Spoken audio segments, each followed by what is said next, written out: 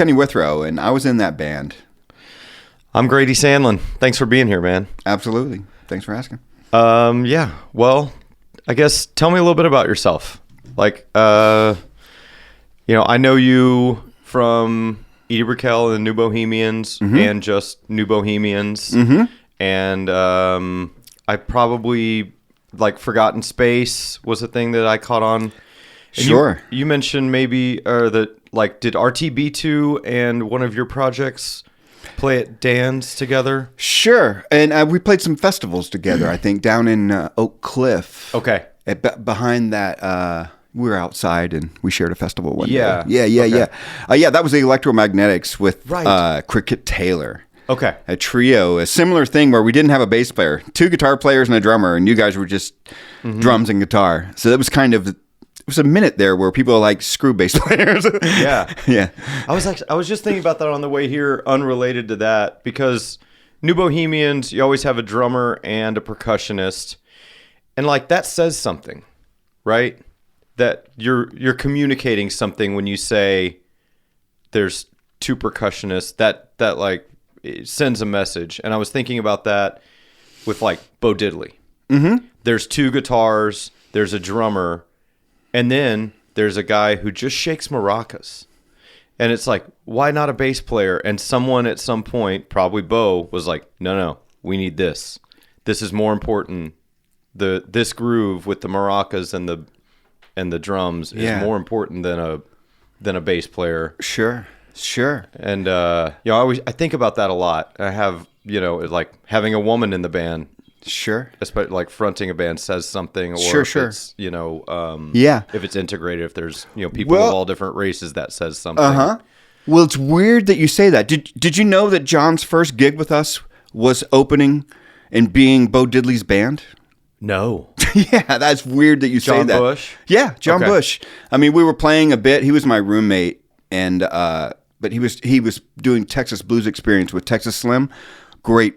Well, now Kenny Stern band. plays with Texas Slim, right? Exactly. Oh And he was the drummer for Texas Blues Experience at that time. John and Kenny Okay. played together, and John was the percussionist in his blues band.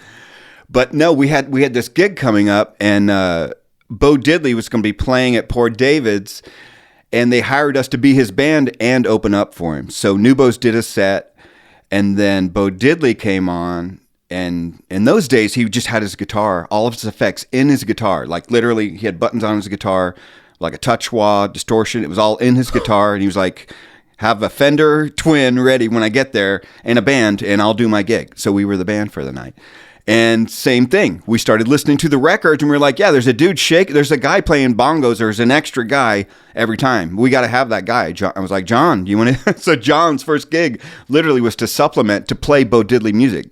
That's amazing that you said that. That's insane that you said that. And that got me, it also, you mentioning that when you have a band without a bass player, for some reason, everybody goes, oh, there's another band that does that. They should play together. Yeah. Yeah, that's a thing too. Yeah. Yeah. Sure. It for sure is. Sure. But yeah, that's how John was my best friend. That's how he came in the band. And yeah, I'm just a dude from Ohio. I've been in Texas since I was like 5. My mother moved here when I was young with all 4 of her kids by herself and stuff like that. And grew up in East Dallas, went to Woodrow Wilson, and got in too much trouble as a freshman, skipping a lot of school, and they invited me to not come back to Woodrow Wilson and suggested I find another school.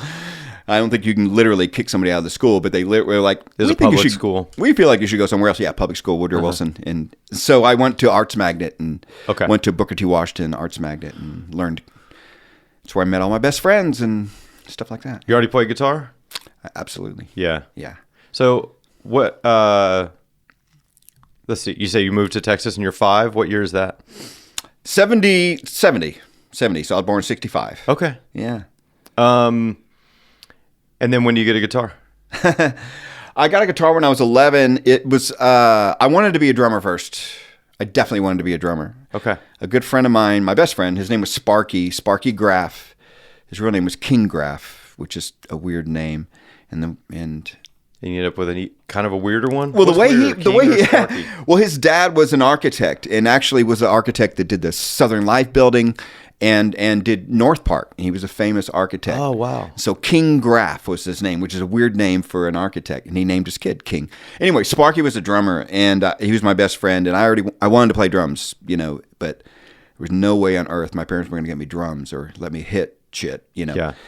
But I mean, from an early age, I would set up model boxes and take apart pants hangers and get the cardboard thing in the pants hanger. Yeah. And I had a bunk bed. I would hang the rest of the hangers up there, and I had a thing, and I'd play the Who and shit. I really wanted to be a drummer, so they got me a guitar, and I was like, whatever, I'll do that. I wanted to play something, because every year I was still in elementary school, just coming out of elementary, and they would come by every year and say, hey, orchestra's here, and do you want to play whatever instrument, and blah, blah, blah, and they would tout all the instruments, and the only cool instruments were percussionists or flute.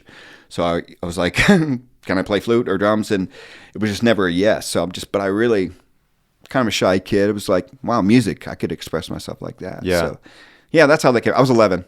Okay. And so then lessons, the whole thing? Nah, not really. Well, my sister's boyfriend, Mark Grebe, was a guitar player.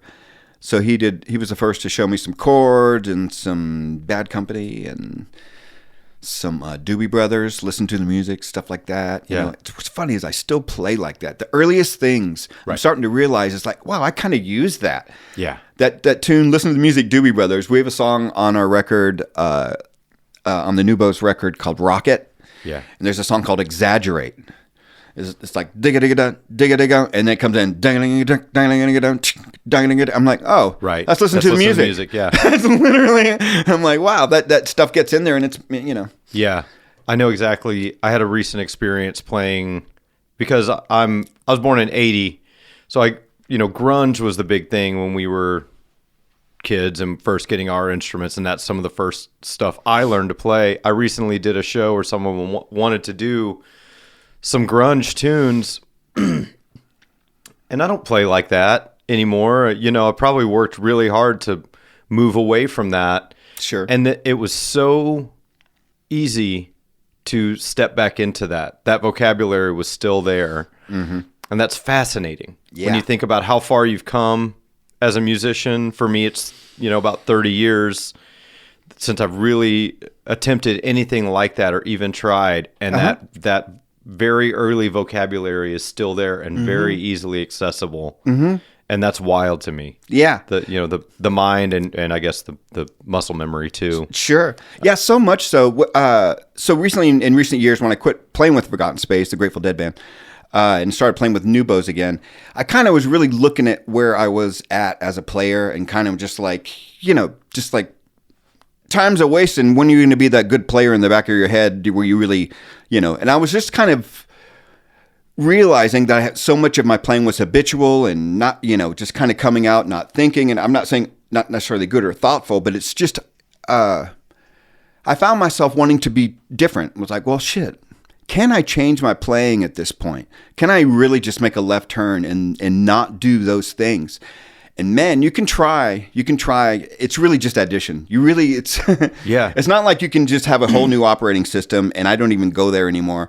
It's just, you can really just add to it, because the bass is still there. It's kind of what you said. I recently, start playing Led Zeppelin and things like that again. It's like, yeah, well, that is just like a glove. I can do that, no problem.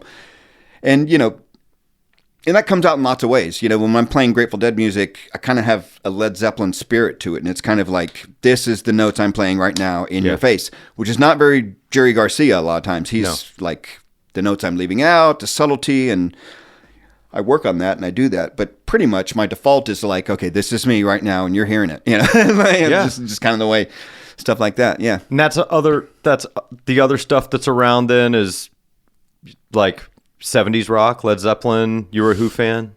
I was a Who fan very much. Yeah, I guess Led Zeppelin was probably my first just way into it. Mm-hmm. And believe it or not, Ted Nugent. I learned a lot. Great guitar player. Play a lot. Yeah, Ted Nugent, Hey Baby, Snakeskin Cowboy. And it's just like the 70s. This was cool for people, Stranglehold, which is, about not the best subject matter once I'm older and realize what it's about. But I probably played Stranglehold 500 times. I don't know. That was just a thing. There's certain songs you played when you were younger. And then when Rush came around, you had to be able to play Rush. So shit like that. So yeah, until I went to Arts Magnet, it was just the classic 70s stuff, Led Zeppelin, and then Rush, which kind of changed everything like that too, because anyway. You able to, and you're teaching yourself? Yeah, Mark Grebe, my sister's boyfriend, just kind of taught me basics, and then I was just teaching myself, and I just had some chords, so I started writing songs really early. Nice. Like when my parents would go to sleep, I'd just go on the front porch and I'd just play the way I play now, and it just make up things every night. And are you the oldest? I'm the youngest. You're the youngest. That helped. Okay. So I had a lot of time to myself. I'm youngest by 3 years, and eventually they even had left. You have a lot of time to yourself as the youngest sibling, but then they were even gone, and my parents were worn to a nub. I mean, I have two kids, and I noticed they're 5 years apart, and I noticed the things that seem like a big deal or very focused for the first, that like on the second, I'm just, like you're kind of on your own on this one, Yeah. It just happens. And I can't imagine what it's like by the time the fourth one comes around. You're like, I hope these kids have picked up on how to raise kids and, want to be active in it. I think it's, I was the middle child, so you get it. I see. So you're like kind of glue. You help everybody get along. That's what middle kids a lot of times say. Maybe that's not true for you. But. Yeah, I don't know. That's a good question. You might have to ask my family that one. I was like more stay out of the way. Like, I know there's focus needing to go to the baby. My big sister's a big presence. I was probably like, I'll just kind of, how I am musically is like kind of a confluence. Just like, I'll just kind of weave out of the way here. I'm here. You can't avoid that. But I think I kind of try to weave in and out, not draw too much attention to myself. Sure. Be complimentary, or I hope that's what I'm always trying to be. Mm-hmm. I love 70s music. I think 70s is just a cool time anyway. There's like, you hear stories from, I'm a baseball fan, and you'll hear about like Disco Demolition Night or 10-cent beer night. And there's just stuff from the 70s where I'm like, I think that just doesn't exist in our society anymore. Yeah. We're kind of a very strange society. Uh-huh. And the communication had not sped up in the way it did in the 80s, and it's just ramped up to now. And so I just think things were weirder, and it was okay. It was just accepted that things on the fringe were a little out there, a little weird, a little different. Yeah, I guess I think that's true. The late 70s, it was like, I would say lines were kind of being drawn. Like hard rock, new wave was starting to do its thing, and there was punk, and then, disco, and people were intense about it. You're talking about, the disco burning of the people were in fact, I have friends right now. My good buddy Aaron he's still not over it. He's like still 70, just classic. That's where he's at, and he still is disgruntled about disco. I mean, if you get him started, he'll talk about it. It's funny. It's a thing. It's really interesting. So towards the end, as we started to go towards the 80s, something kind of had to give. Hard rock was not cool for a minute, and then it kind of came back. New wave definitely was a thing. And right at that time, I started going to Arts Magnet in 79. So 79 into 80, that's kind of right where my taste was changing as well. I was into Rush. I mean, that was the thing, everybody played Rush. If you were a guitar player, how well does your band play Rush? So I'd gone to Arts Magnet, and then everybody I knew was into different stuff.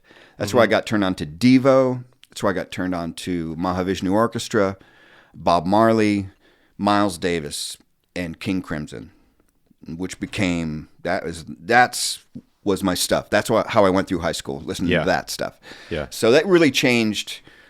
I kind of put all that stuff down. I didn't listen to Rush anymore. I didn't, I was on a whole different trip. Because there's a mainstream, and then you kind of get it. Most of the stuff you mentioned, they're big artists, but they're a little off, right? Even Miles Davis, for as big as he is, that's like, you say I'm a Miles Davis fan, that's a statement, right? Yeah. And then, Rush, that was when they really hit it. I think I love their 70s stuff, and I love that, late 70s into early 80s stuff. I think is just fantastic, but that's really commercial, right?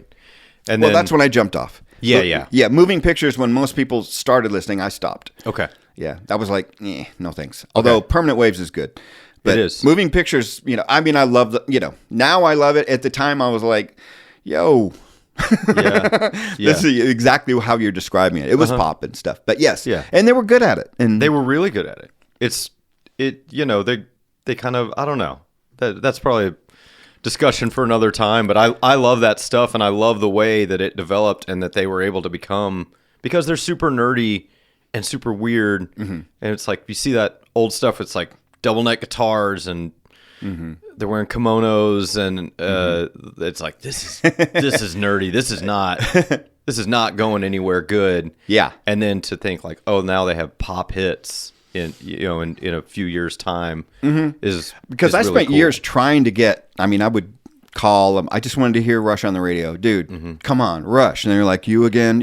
Seriously, you're like, and you got the feeling that a lot of people called and asked for Rush, but it just wasn't. Q102 wasn't going to do it. The songs are long. Yeah. What the hell were they going to play?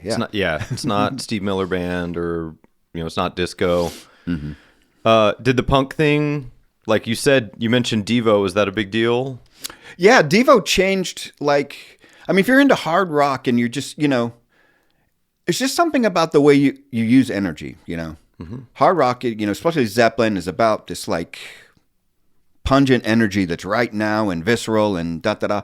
And you get to where you don't recognize that in other music, Well, I don't see, why they like that. I don't feel anything from that.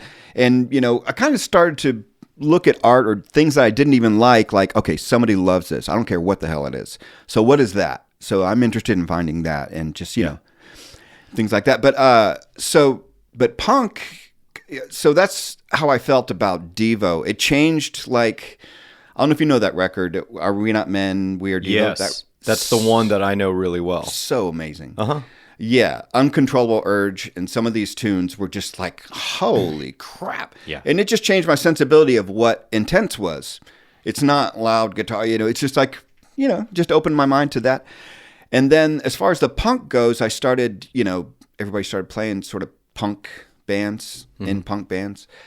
And like I said, I just started to not really judge things good or bad. Yeah. I played punk, and I never really learned to play jazz because I have a problem learning stuff. I have ADD and shit like that, and dyslexic.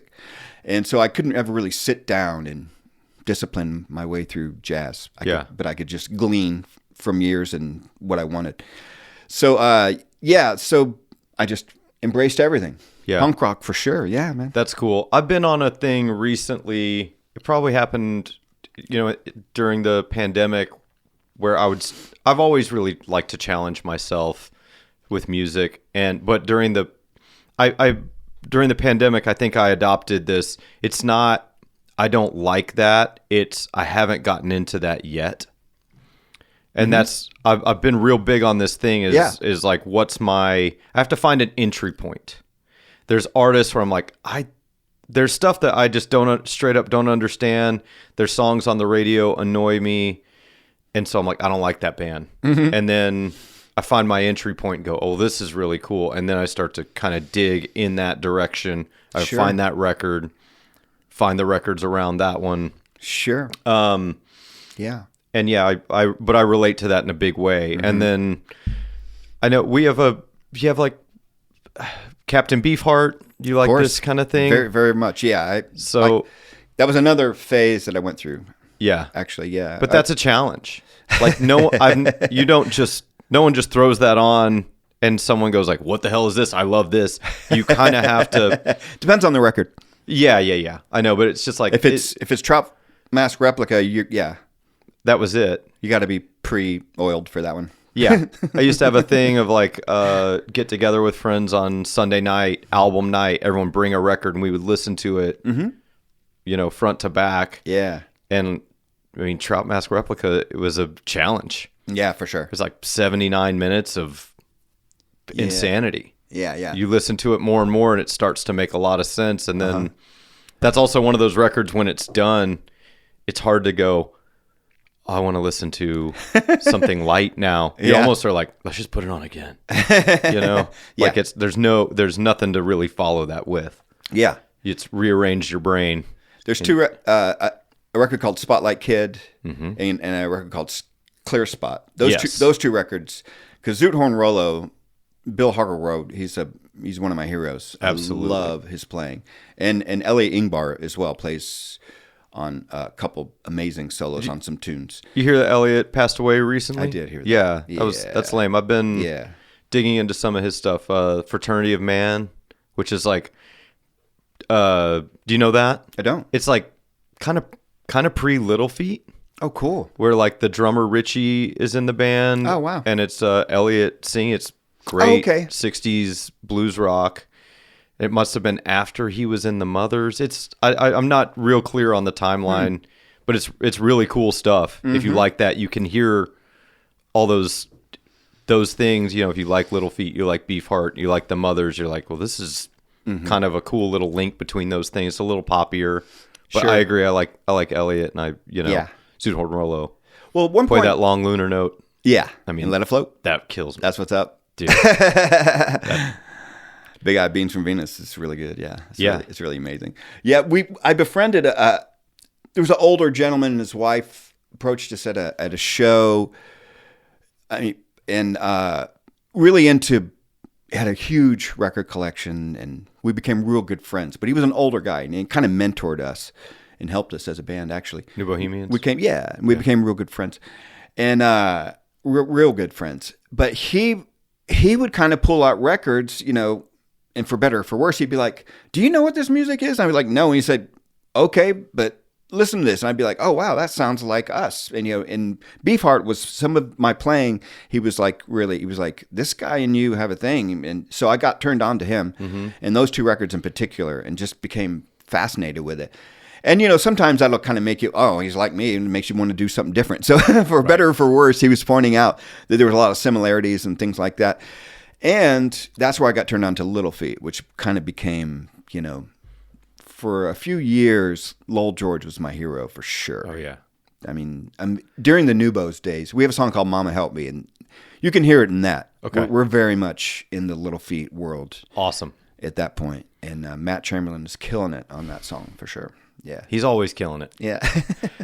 do you have bands in high school? Yeah. And your band played Rush? Kind of. We played more Led Zeppelin. This was really early on. So I went off to Arts Magnet, and I still had friends in what we called the home schools. You know, my home school was Woodrow Wilson. And then there was Hillcrest, and I still had friends that were home, you know, at North Dallas? Yeah, North Dallas, East Dallas. Okay. And, you know, but I was still friends with them, even though I go to downtown to go to school. And this guy named Kevin Cantrell was crazy. He wasn't a jock, but just sort of the jockish end of things, but hilarious. This dude was just one of these guys that was freaking hilarious. And he was really into the Doors, and he wanted to play some kind of gig. And so a band got put together with some friends from Hillcrest, and I kind of knew them. This is actually how I got to know Brad Hauser. Okay. The bass player for Nubos. He lived across the street from the drummer who was putting this band together. That's a side story. But anyway, so he's like, let's play. We played an arcade called Murgatroyds. This is high school. Okay. And the name of the band was PHUQUE. Fuck you. Fuck you. Very nice. And Fuquay is what we said, is what we told the owners of the place. But that was my first time to play in front of people in a public setting, and we played Heartbreaker, and I knew the whole guitar solo in Heartbreaker and the whole thing. So that was a band, Fuquay, and then once I got to Arts Magnet, John Bush and percussionist for Nubos, the drummer for Brave Combo is Big Al Emmert. He went to Arts Magnet. We're best friends as well. He's the drummer for Tote, this other band I'm doing right now. And Danny and all them. Yeah. So, yeah. That's a rad crew to find yourself in. Mm-hmm. Then do you start Yeah. Bands start forming there. Oh shit! I didn't finish what I was saying. Oh, so that band that was Fuquay, the singer couldn't do our next gig, so we called it. He was into the Doors, so we called it the Knobs. Mm-hmm. So Doorknobs. So the Knobs became actually an Arts Magnet band without him, and so that was my high school band, the Knobs. Okay, which was Brad Hauser and Big Al and John Bush and myself. So anyway. That was drums, percussion, bass, and guitar. That's again a statement. Mm-hmm. Yeah, that's means it's heavy rhythm. Yeah, and you're the singer.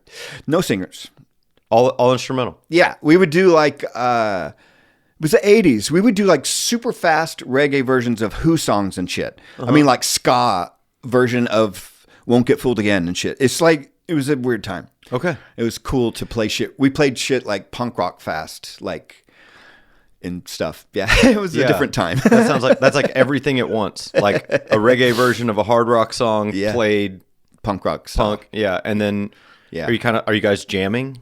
Yeah, it's stretching out. Sure, that's so cool. Yeah, making shit up. Yeah, always jammers. Yeah, there was a group in high school called BL Lacerda. And it was a group of local musicians, professional, and what they did is they were improv group, and they had all the elements of an orchestra. They had woodwinds, strings, brass, and whatever the hell the other ones. But it's not coming to my mind right now. Anyway, and strings, brass, percussion, and woodwinds. Okay, there we go. Yeah. Brass. Anyway, so you'd have one instrument representing each section. Each section of the orchestra. And they would improvise. And so they were doing a clinic in the band room. They didn't really tell us what we were going to watch. And they just start playing. And everybody's like, wow, this is trippy. I mean, they were amazing at it. I mean, that sounds one really guy cool. would flutter and this guy would flutter, and the electronic percussion with tape machines, and but they improved. And we were just like, whoa, what is this music? And then once they told us they were improvising, we were like, yeah, right, whatever. Mm-hmm. So the next piece they played, somebody sneezed in the audience, right? A kid sneezed. So the cello player sneezed, and then the trombone player sneezes. So they have a whole sneeze jam with the band on stage. And that blew my little, ninth grader mind. I was just like, oh, wait, music is this. It's whatever. Music is raw materials put together, whatever they are. It's anything put together however. So we started jamming like that. And we started playing anything. And it sounded more almost like movie soundtracks even. We'd started playing anything and spacing really heavily and texture jamming and things like that. So at an early age, we started playing like that. Is you mentioned King Crimson, but is the Eno sort of not ambient music? No, not yet. Okay. John Bush, that's how I got turned on to that music. John, it's always a benefit of having friends with big record collections. I didn't really have it. I have a hard time keeping track of shit. But Mark had a full, Mark Durham, he's the guy I was telling you about. Yeah. And he had a full room full of records. And then John Bush, my roommate, he had a ton of records. So he turned me on to that. Yeah. Okay. Yeah. All that, my Life in the Bush of Ghosts and all that Eno stuff and all that. I love all that. That stuff influences me more modern. I love playing with machines and having dialogue going along with things. And so I do solo stuff like that with a couple loopers and with a drum machine and bass sounds and just. I want to talk to you about that as it pertains to the Dead thing, as a matter of fact. Oh, cool. Yeah. I've kind of got some ideas. I had an interesting time at our gig at the Art Co. For the drum section, I just didn't really enjoy it personally. It wasn't my favorite part, and that's just kind of how that music goes. Yeah, is sometimes your favorite song doesn't come off great, and sometimes the one you're like, oh, we're gonna play that one, and that one is the big jam of the night or whatever. Right. There's so much about that music. That's why I love it. The little unexpected things that. But I've been trying to think about ways to be creative in that space that basically because I don't feel totally comfortable as a soloist or a duo accompanist. And Kenny Stern doesn't necessarily either. I know. And so I was like, let's figure out a way that we think this is cool and something that's inspiring to us rather than, oh, well, we got to play 5 minutes of just drums now or something, Yeah. Well, I think some of the mentality, and you may agree or disagree, but is It's a drum jam. It's not a drum solo. Right. The big difference. Yeah, and I think that's where I'm going with it. Is, I mean, I listen to like a James Brown record or something, and they give it to the drums, and it's not the fastest, beat your brains out drums. It's like a good little section of just grooves, and it's like these two drummers are some of the most powerful percussionists I've ever heard play some of the most rhythmic, complex music, out there. And then when someone's like, give it to them, they just strip it down.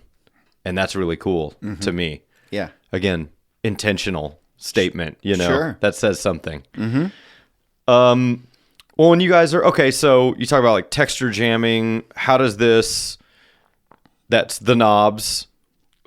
And does that become New Bohemians? Well, no, not necessarily. So Knobs was the band. Our group of friends were known as Munch Puppies, Munch Puppies.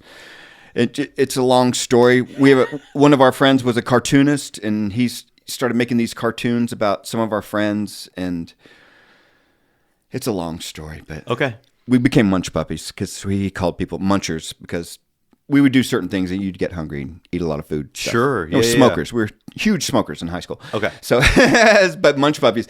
And Aaron Comas from the Spin Doctors and a lot of really well-known people were Munch Puppies from our crew that came out. So after that, I went to Richland College. A few of us ended up going to Richland College instead of going to North Texas. People were kind of getting it. North Texas was, this guy Bradshaw was the lab band teacher, and he had just left, and some people were not wanting to go to North Texas because people were just going for a year and then quitting. And anyway, so there was hello, I mean, most people I know say, so a lot of people were like, went to Richland College this one year. Everybody who graduated from Artsman kind of went to Richland College, and that lab band was really killer for a minute there. Brad was the bass player. Brandon Ailey was the drummer, but he's the original drummer for New Bohemians.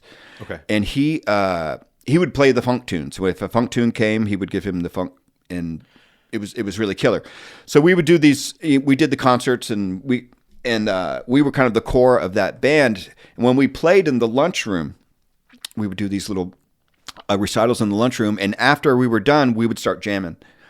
And those jams were kind of the cornerstone to the earliest New Bohemian stuff. There was also another guitar player named Eric Presswood. Okay. So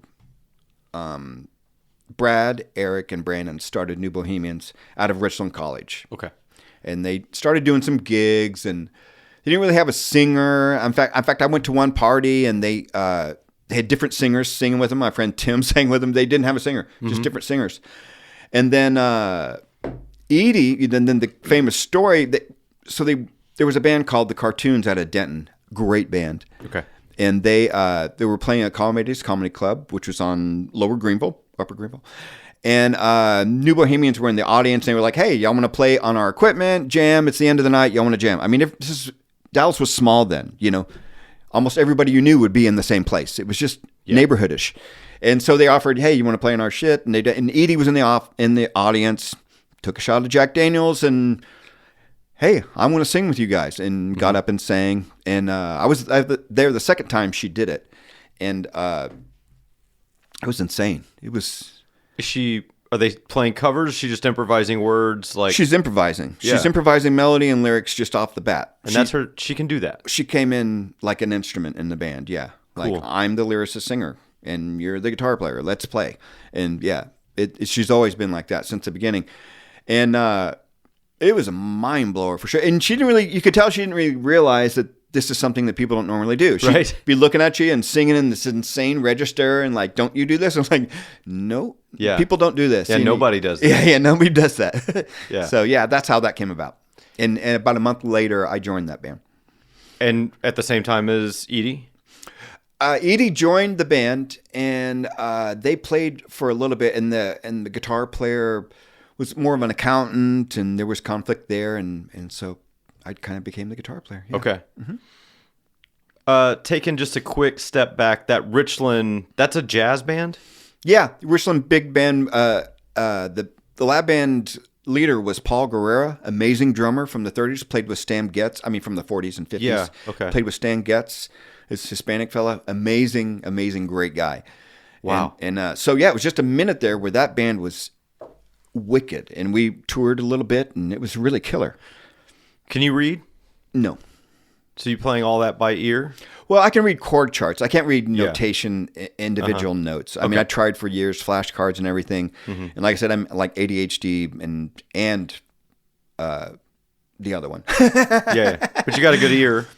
Yeah, and that helps. You can a little bit. Okay, you taught yourself, and you good enough to keep up. Is pretty that, much? Yeah, and be able to solo over changes and stuff like that. You know. Yes, I know this about you. Some changes, depends what they are. I'm not a jazz player. I mean, I can't play change. If you're a jazz player sitting there asking me and say, "Can you play changes?" I would say no. Okay, I would. I can't like rhythm changes, which is the most basic jazz progression. I could fumble through a solo. Playing over changes is like literally, to me, changes. I mean, I can change chords and solo over chords changing, but that's different. Yeah, you think like you're more comfortable with, I guess, like the modal. Very much. Okay.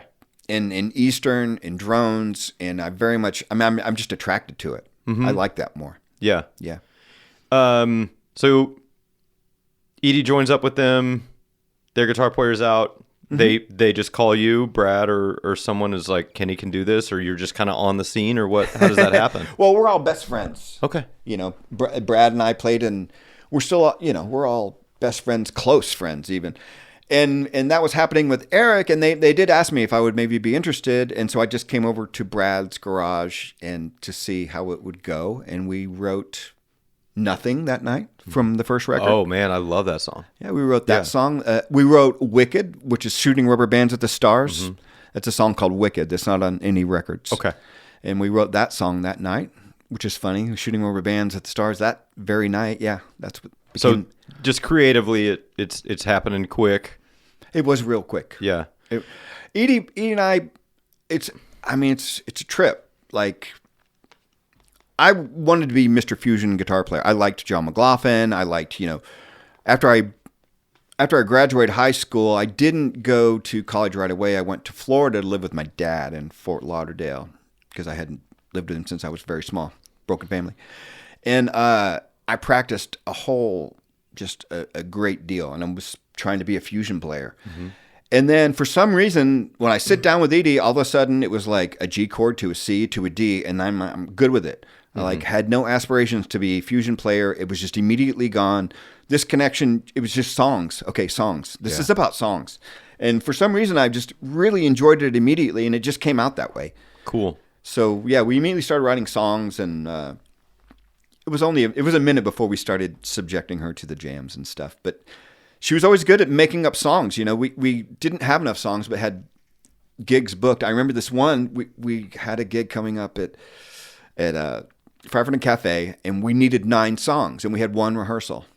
We figured out we need about 9 more songs so we don't repeat, because we were repeating the first set at the end of the night. You do 4 sets, all night. It was just a different time. Yeah. And we wrote What I Am that night. We wrote like a lot of songs from the first record that night because we just had to do it that night. But we wrote What I Am that night, I think Air December, and a couple others, and stuff like that. Just had to do it. Circle of Friends, I think, was that night as well, before that gig, yeah. Does she have lyrical ideas, or do they just come with the music? Both. Yeah. Yeah, she came in a couple times. What I Am was a trip because we were, we're just like feeding her ideas, and we're initially she didn't sing over it, but we went back and we were listening to the jams, and I was playing Dunga Dunga, and they're like, "That's cool. That's really." I was like, "Y'all like that?" And they're like, "Yeah, that's cool." And in the meantime, Edie had said independently, "I'm going to write a song called What I Am is What I Am, or What You Are, or What." And when it was sort of a reaction of going into Whole Foods, where you just be inundated with the new age was everywhere. It would just get all over you. You couldn't go in Whole Foods without just massive health advice and just spiritual. It was just a thing, Right. It was just her in a local way reacting to Whole Foods. Right. What I am is what I am, So that was the extent of that. Very small, very little. message. And yeah, I forget why I'm on top. Oh, and in the meantime, so I start playing that riff and that's done. Yeah. And then we just start playing it and then that's the song. And then, okay, you handed me that sticker that was stuck in the back of that amp. Yeah, that's the earliest one. Bandmaster. What you said, maybe 84? Yes. And then is that that time period? When does that, is this 84, 85? 84, 85. Yeah, 85. I joined in 85. So it's 40-year anniversary this year. Wow. Right around this time, yeah. Are you guys going to do anything? I don't know. Okay. I really don't know.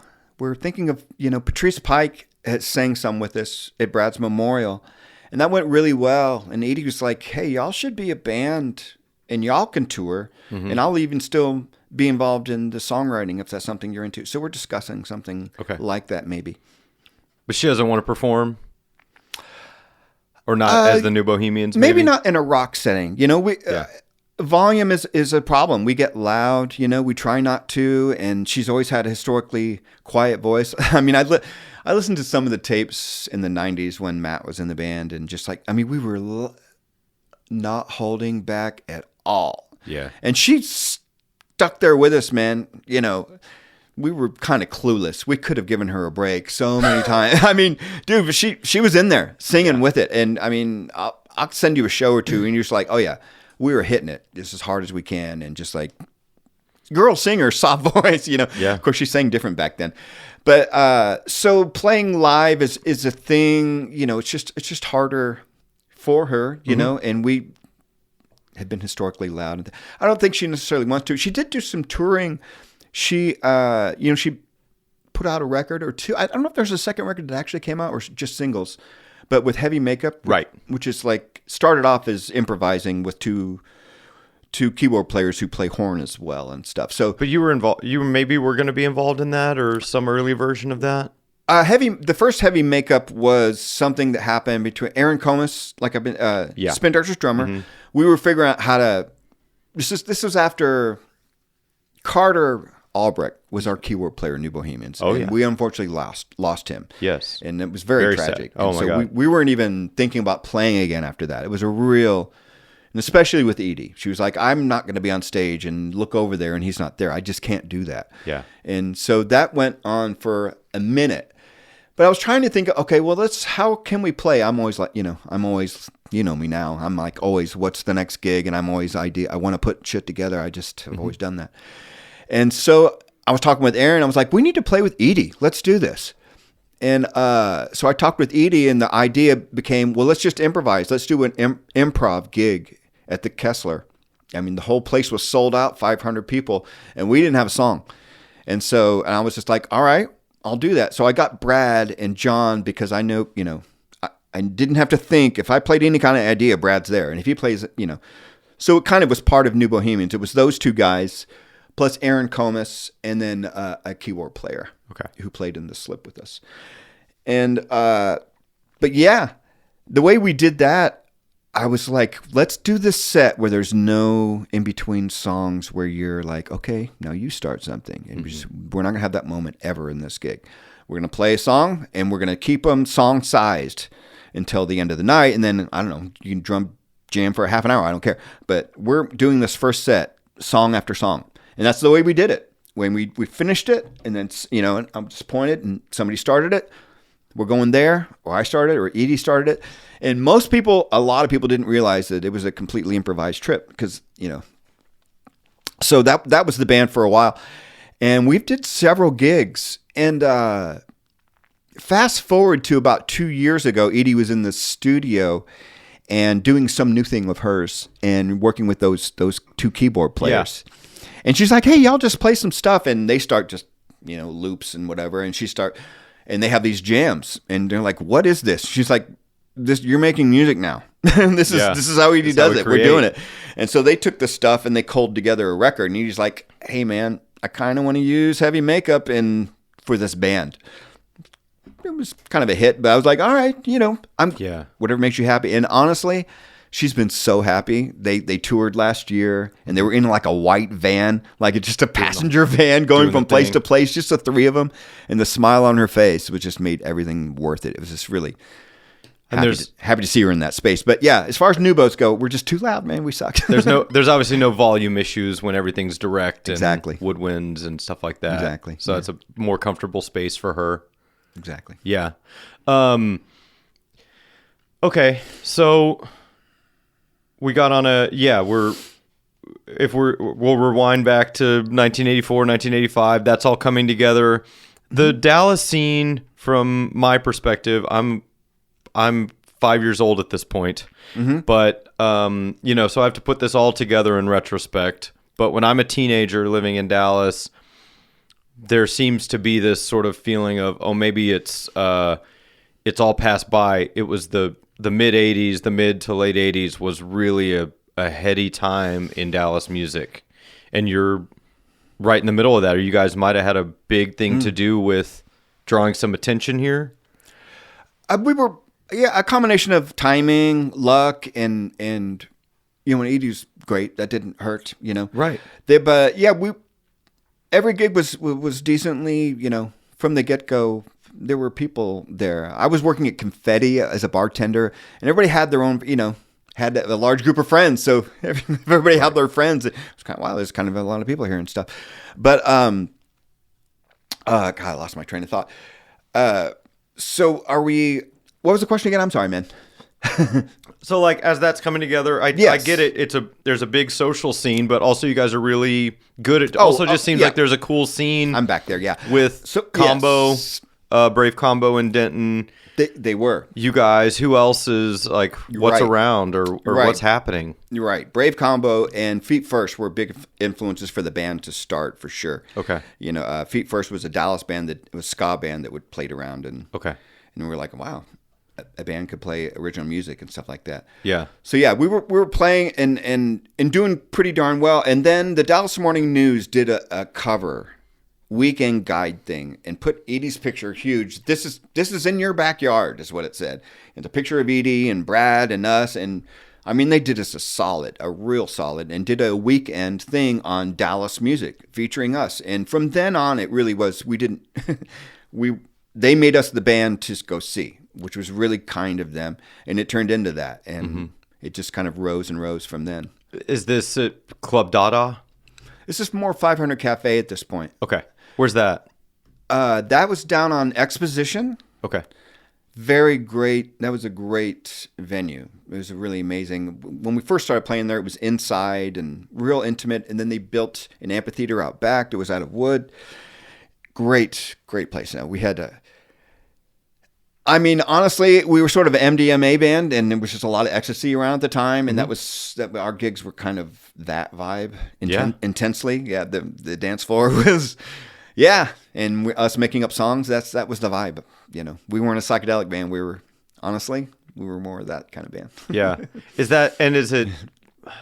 What's funny about the like disco and versus punk thing is when I can listen to it now and I can see that there is kind of a lot in common there. We talk about Devo and like the beats are like that. It's not far off from a disco thing. It's sped up. It's got a different energy. Yeah. And I'm a huge Prince fan. I think that's definitely a melding of those worlds. But he obviously, right. It didn't ever seem like he was ever trying to tell anybody this is what I'm doing, but right. It was like this works at a dance club, this works at a punk club. Are you guys, the beat is a big thing? Is it dead? Like what style of music are you playing? You have those original songs from that I know. Yeah, the earliest, we were on the back end of the new wave, post-new wave, they called it. And we were definitely, some of our early stuff very much sounded new. It was definitely in the new wave ska of that time. Yeah. We were very much like that. High energy. We had a song called Lamenska, and we would do some songs by The Selector and Mirror in the Bathroom, shit like that, And so we were that. And then once John got in the band, the Deadhead, and we started to stretch out more, and we definitely started changing our songwriting style, and it stopped being that kind of quirky sort of thing. And we started writing heavier tunes, longer tunes, and things like that. And the Dead started to be an influence on the musicians for sure, not on Edie. She never got it? I wouldn't say that. Okay. I was with her at her first show down in Houston. She definitely got it. She was like, yeah, especially during Space. She was like, oh, wow. I was like, yeah, they make up shit too. What year was that? 89. Okay. When they played Houston and Dallas Reunion Arena. That was their last reunion gig, yeah. Yeah. And then you had told me, I just overheard at that rehearsal, you and Kenny Stern talking about you calling back from Florida. So this would have been the early 80s. Yeah. You calling back, being like, what do you listen to? What do you... And you're by yourself. It was not lost on me that you're by yourself playing fusion, and then you come back to town, yeah, and all of a sudden you're like, I'm playing with people. I'm going to play some chords for this girl to write these songs. Like, yeah, that makes perfect sense to me. Right. Not because you sit down with someone to like, I'm going to write some songs. You're not going to be like, here's some fusion chords. Like girls are allergic to fusion. That's it's not happening. So he tells you, I guess he had told you, oh, I'm into the Dead. And I know he was a kind of a prog guy before too. Yeah. Genesis. Yeah. Very much so. Kenny Stern. Yeah. And then how does are you like, what the fuck, dude? Like that's... It was weird to me, Yeah. Yeah, I was out in Florida and still, practicing, doing my whole thing out there. And everybody had gone off to North Texas and they were like roommates and sharing a dorm and stuff. And Kenny Stern got turned on to the Dead and him and John Bush were roommates. And so they were just all Grateful Dead. And nobody mentioned the Grateful Dead before I ever in high school. And it just was not a thing, zero amount. It just wasn't. Nobody happened to be Deadheads or in any way. And I just didn't think about it. And so, yeah. And then, I call him up and it was like, what's going on, man? What kind of music you listening to? And he was like, yeah, pretty much, dude, I'm just listening to the Grateful Dead. And I said, well, why on earth would you do that? I totally didn't get it in any way. That'd be 84, 83, something like that? Yeah, that's 84 for sure. Okay. Yeah. Right before I came back. And then do you just like, I guess I'm going to check this out? Or when you came to town, it's like you're just, it's everywhere and you're like, I'm listening to this now? Or John became my roommate and they played tapes all the time, and Stern and John, and they were going to shows. And they were like, we're going out to Ventura to see a show. And I was cool. I liked them. Part of the Dead I didn't care for is the folk aspect of it. These days I do. It's still that leftover hard rock thing. I just wanted a certain amount of like urgency in the music, and I just didn't relate to folk stuff at all. Mm-hmm. Like I liked the space, aspect of it, and when they freaked out. In fact, I remember one day I was hanging with John, and he was playing a tape from a show, and they got to the drum space part, and they're freaking out, and I'm listening. I'm like, wow, they're really losing their shit in the middle of the show. When is this from? And he was like, that's last weekend. I was like, they do this in a stadium full of people. Yeah. Like they freak out atonal style in front of, and I was like, okay. So I started getting into that aspect of the band. The other one, Dark Star, started listening to Live Dead. That record, Live Dead, became like, okay, I definitely get this. I mean, I love the earliest Dead. Live Dead, just, man, I love that record. I do too. Yeah. I do too. The Dark Star, St. Stephen, Love Light, and the 11. The Big Four, we called it. Mm-hmm. We'll have to do the Big Four for sure. Yeah. I love the whole transition. Yeah. Yeah. And that, you're just when you're in a band with a bunch of people like that just starts to happen, right? It did. Yeah. It started to come out. We had some drum solos and things, and I mean, I didn't use my little touch wah thing for the What I Am solo because Jerry had one. I already had one before I realized Jerry had one. Got it for another reason. And people were like, do you sound like Jerry? So people called me I sounded like Jerry before I liked Jerry. So that was a thing. Yeah. But yeah, it started to come out in our music for better or for worse and stuff. Yeah. How does that record happen? How does that how do you get a record deal back then? There was a girl named Kim Bowie who was for A&R for Atlantic, I think. Mm-hmm. And she had come to town looking at bands. There was a little bit of Dallas buzz going on. And she talked to us, and A&M was not interested at the time, but they tapped her to do a compilation, and she did the Sounds of Deep Ellum. Right. And that was the first time it was the first release we ever did, a song called Jamaican Lady. Yeah. And so that kind of happened. She ended up turning us on to, or passing us on to, this guy, Tom Zutod at Geffen Records, and he came to town, and there was a year that we were shopping labels and different things like that. And then we were shopping producers, and it just kind of went on for a long time. Mm-hmm. We had nobody to look at for an example how to do what we were doing. Nobody had ever been signed in this group. Nobody knew anybody who had been signed. Like, it just, that hadn't happened in this generation, you know. Yeah. Had in others, but you look around and it hadn't happened to anybody. So we were kind of on our own. But it just came up, you know, so she passed us along to him, and he came to town, and yeah, we were kind of looking at Geffen. Cool. Mm-hmm. And that's where that record came out. Where did y'all make it? So the record, we made it in Wales, of all places. Okay. Yeah. So there was tension with the record company and the band. The jam aspect of it, they certainly liked Edie. The Raggedy Hippies seemed like maybe, you know, there could be some loose ends there. Maybe we, you know. So they would come to a show, and we would play our butts off and play all these songs and the whole thing. Then we'd play Circle of Friends, and they're like, we like the ballad. We like Circle of Friends. That's a single. They smelt the Circle of Friends, and that's all they really cared about, literally. Mm-hmm. And so they just start weeding out, and they start, you know. So things happened. And was there an attempt to remove Edie from you guys? Absolutely. Make her, really? Sure. Holy shit. Okay. Yeah. And it's only just her, like, well, I mean, allegiance to you guys that it didn't happen? At the time, honestly, looking at all sides, at the time, took us a while to get a producer, took us a while to get a label, and we were just kind of spinning our wheels, and time is going, probably a year and a half. So there was some frustration and division in the band as well. Who's taking stuff, you know, it just happened around that time. And maybe the label picked up on that and things like that, and maybe edged it along. You know, they're kids, you know, you're going to throw money at this thing. These kids, you know.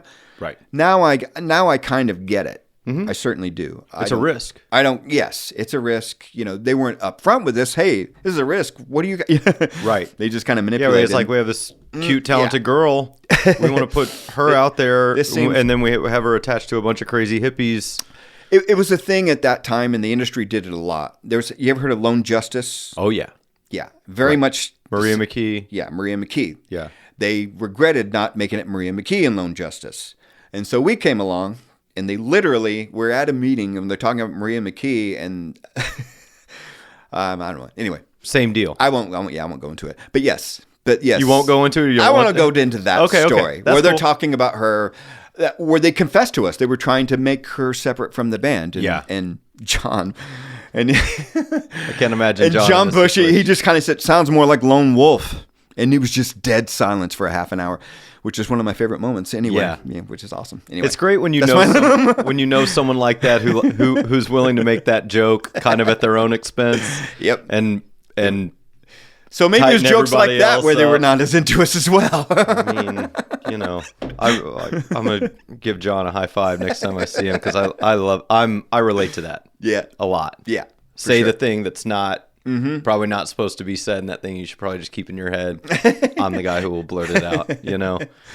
And so the record, y'all decide, why are we going to Wales? Well, the Wales thing was to work with it. The producer we came up with was Pat Moran, who had worked with Robert Plant solo stuff. Mm-hmm. And he had worked with the Stooges, and he worked with Lou Grant, singer for, not Lou Grant, what's that guy's name? Singer for Foreigner, had some solo records. And okay. And he did them. Okay. And so he came down, and at this point, because we'd gone through a few producers, they were like, "This is your producer, dude." They were kind of heavy-handed with it, and he was heavy-handed in that he came in and like he was the instiller of discipline in the band. Meaning kind of, and at that time you kind of center on the drummer and you make realistic demands. So is your drum head sitting on the head? Is your mallet sitting on the head? Oh, we can't do that anymore. You can't sit on there because you're going to hear it come off like insane stuff. And we're going to record the drums separate than the cymbals. Okay. Just like complete disjoining of a drummer who's all feel. Brandon was all feel. When he feels the groove, it's deeper than anything. Even if it's going up and down, Brandon is like a heartbeat. Yeah.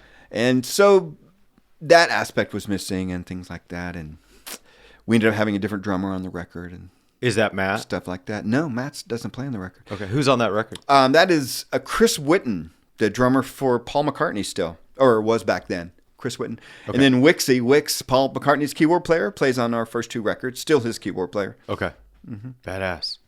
But yeah. Do you like that record? Do I like our first record? Yeah. It's I feel like Robbie Blunt plays some of my parts on the record. Really? Yeah, absolutely. I was having major anxiety attacks and I couldn't perform. Yeah. You hear about this a lot. Yeah, anxiety, and I keep talking about ADD and things like that. If I'm dialed in, I can be dialed in for 15 minutes. But if I am outside of what my brain considers outside, I can't get in there. And I can play a take for, if I'm concentrating in that setting, it's hard for me to go 3 minutes without a mistake. I mean, it just is to this day. It's not a matter of practicing. It doesn't matter how many times I've done it. And it just is. I mean, I've had students where we play our songs 5 days a week and we'll be playing live and I'm like, students are like, "What are you doing?" I'm like, "Yeah, it's the brain I was born with. What are you going to do?" Yeah. So, so I found myself not able to play on some songs. And what made it worse is after we left, they replaced tracks of ours after we went back to America. So, oh my God. Yeah, it was a funny time. Yeah. So Circle of Friends, I don't play on that song. Okay. That's my part, note for note. I had to show him my part. And he played it? Mm-hmm. And, so you have a complicated relationship with that record. I do. Yeah. I mean, I do love the I love the songs, and I'm proud of the fact that the most successful thing on the record is the song they messed with the least. Yeah. What I Am? Yeah. Yeah. Yeah, I play all over that record. Right? That's my solo. That's Brad. That's all of us. Yeah. Except for Brandon, unfortunately. But that's Brandon's part. He had to learn Brandon's part. Yeah. So that's the way we played that song. Even though the drum part's more radio friendly, and that's it. Everything else is the way we played that song. So I'm proud of the fact that, hey, actually the most successful thing was following our instincts, not yours, whoever you are. Yeah. I mean, I'm a fan of that record, and that was my way into you guys as a band. But of course, I don't know. I'm just like, these are great tunes. This is a cool approach. The '80s is a really weird time for me, and I think you guys coming out of that is really interesting. Y'all sound like a daisy growing out of the concrete or something. It just doesn't sound. I'm like, where did this come from? Cool. And I love that about it. Is there, so that gets made, where does is it immediately a hit? When the record came out? What I Am was a hit fairly quick. Why didn't they lead with Circle of Friends? Do you know why? I don't know why they didn't go with Circle of Friends right away. If they had such a hard on for it, why not? Because I remember that being big too, but I remember What I Am, I remember first. I don't know why. Okay. But I'm extremely thankful that they went with What I Am first. Obviously, I am. I got a big fat guitar solo in it, Oh, yeah. And so, but yeah, I never really. Honestly, even the producer was like, "Yeah, London will think this is cool." He did admit that What I Am was kind of cool. He said, "I think London people will like this. They'll think this is cool." So, and he was the producer at the time. So yeah, that's cool. So that was one little leg in that direction. So I was surprised. as well. But yeah, it came out, and there's like several DJs claim to be the first to play the record. Of course. There's a guy in Los Angeles that swears it, and everybody that says it, we're like, yes, thank you. I mean, that's what you do. Right. And then Redbeard, he swears he was the first. Dave Moynihan, Grateful Dave, on the Lone Star Dead hour, was the first. No doubt. No doubt. Yeah. Yeah. Did you like hand deliver it to him? Yeah. I mean, yeah. There's no question that he was the first. So all those out there, I hope Dave's listening. He's getting his props. So what's that like to go from being the ecstasy band in Dallas to all this, a little bit of, a trying time, and then be successful? Like what's that like? It helped when the record came out and did well. I mean, you're on the radio right away. We made the hard decision to have a new drummer. And so Matt Chamberlain joined the band to tour for that record. Big change. We kind of became a new band. I mean, if you listen to the first record and the second record, Ghost of a Dog, that's the band with Matt. We wrote those songs with. It's heavier. It's kind of slammy more. It's a different band. Yeah. And when we played live for, it was a slamming band. Yeah. We were a different band once he got in the band. And I'm sorry. How are you framing this question? Like what happens? I don't know. I don't know anything about success. Like I literally know nothing about it. Well, all your dreams came true in a way. Well, it was weird. In a fucked up way, right? Yeah. That's like, there's this, I think it's a Willie tune, but be careful what you're dreaming. Soon your dreams will be dreaming you. Like what, do you feel that? Or are you kind of like, we made it, we're good, we're in it, we're in the spot we want to be in? I feel two ways about it, because I feel embarrassed that I'm not on some of my songs on my band. Yeah. So I always had felt at that time viscerally conflicted about it, for sure. But what I am was the song. Imposter syndrome, I'm not good enough, maybe? Well, just you're not playing on your own song. Yeah. It's a part that I wrote, know. In my head, I could have done it, and so I'm working my shit out as a person, Right. It took me until adult to realize, oh shit, I couldn't do it. Like, I still can't do it. It's like, it's part of my brain. Yeah. Like, I have to, I can do a whole take maybe, but I could never be a drummer in the studio. To do a whole take without screwing up, I probably couldn't do it. It's just, it depends. If I'm dialed in, I'm dialed in. If I'm not, I'm not.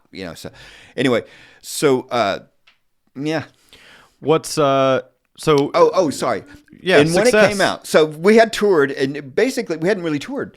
We played Austin a couple times, played Oklahoma, played Shreveport a couple times. So we hadn't toured as a band, and then the record comes out, and 2 weeks after the record, and we're just hearing, wow, they're playing us all over, and we're just at home playing at 500 Cafe, and just like, wow, it's actually taking off. And then in quick order, maybe it wasn't even a full month, I don't think, after the record came out, we're like, Saturday Night Live wants you to be on Saturday Night Live. It's like, oh shit. Yeah. It's like, oh, okay. We hadn't toured. So our first show from the first tour, we did Saturday Night Live, and then we went to Atlanta the next day and did our first show for the first tour. So we're green on Saturday Night Live. I mean, just green. And awesome. Yeah. Well, you know what's weird about that is I was not nervous at all. Zero amount of nervousness of making a mistake or anything in front of the camera. I don't know why. It's set and setting or something. There's something about that. Part of it is that there was an audience there, and I could just play to that person. Yeah. Done. Felt Easy. like a show. Just like easy. I wasn't nervous at all. Edie was freaking out, and I was not used to her freaking out. She couldn't look at the monitor. She's like, she didn't want to see where she's about to be, and it's like, right. So we were in the stairwell practicing, Yeah. because she didn't want to see a monitor. And it's really interesting. And yeah, so tour that. What I Am's a big deal. Yep.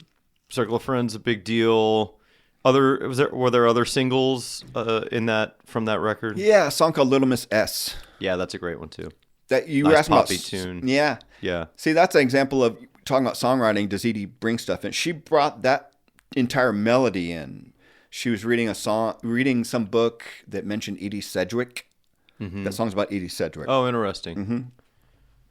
And she came in and sang that whole melody, and we arranged all that music around what she sang. I mean, the whole thing. She's She was drunk in the bathroom, making a knock on the floor. And she, Yeah. I mean, the whole thing. That was the first time she'd done that. She's Cool. like, I've got this song, and sang the whole thing. And That's badass. We arranged it around her. Yeah. Yeah, that's cool.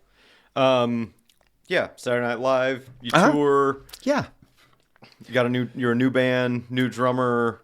Do you immediately start thinking we need to go and make another record that's more us? Like what's... Well, we certainly were ready to do that. The band was sounding good, and we started hitting all the marks, and the shows were real good. And so we were all about the shows, for sure. I mean, and the shows were crazy. You know, you play a theater, and like, it's a girl singer, and there were teen girls there. You know, I mean, it is loud. It was a trippy time for sure. Did y'all get tapped to open for the Dead? We did. We did that twice. Yeah. What's that? Okay, and like literally, that to me is when your heroes go, we'd like you to come and open these shows. Is that we were happy about it, that's for sure. And John and you guys are like, we'll just get to see a free Dead show too after we're done playing. We started putting out feelers. So our booking agent was CAA, which is huge. CAA is the biggest booker, and they took on a young band, so it was freaky that they took us on. They didn't take on new bands. And I keep forgetting my chain of thought. What the hell are we talking about? Why? How do you end up opening for the Dead? Yeah, and so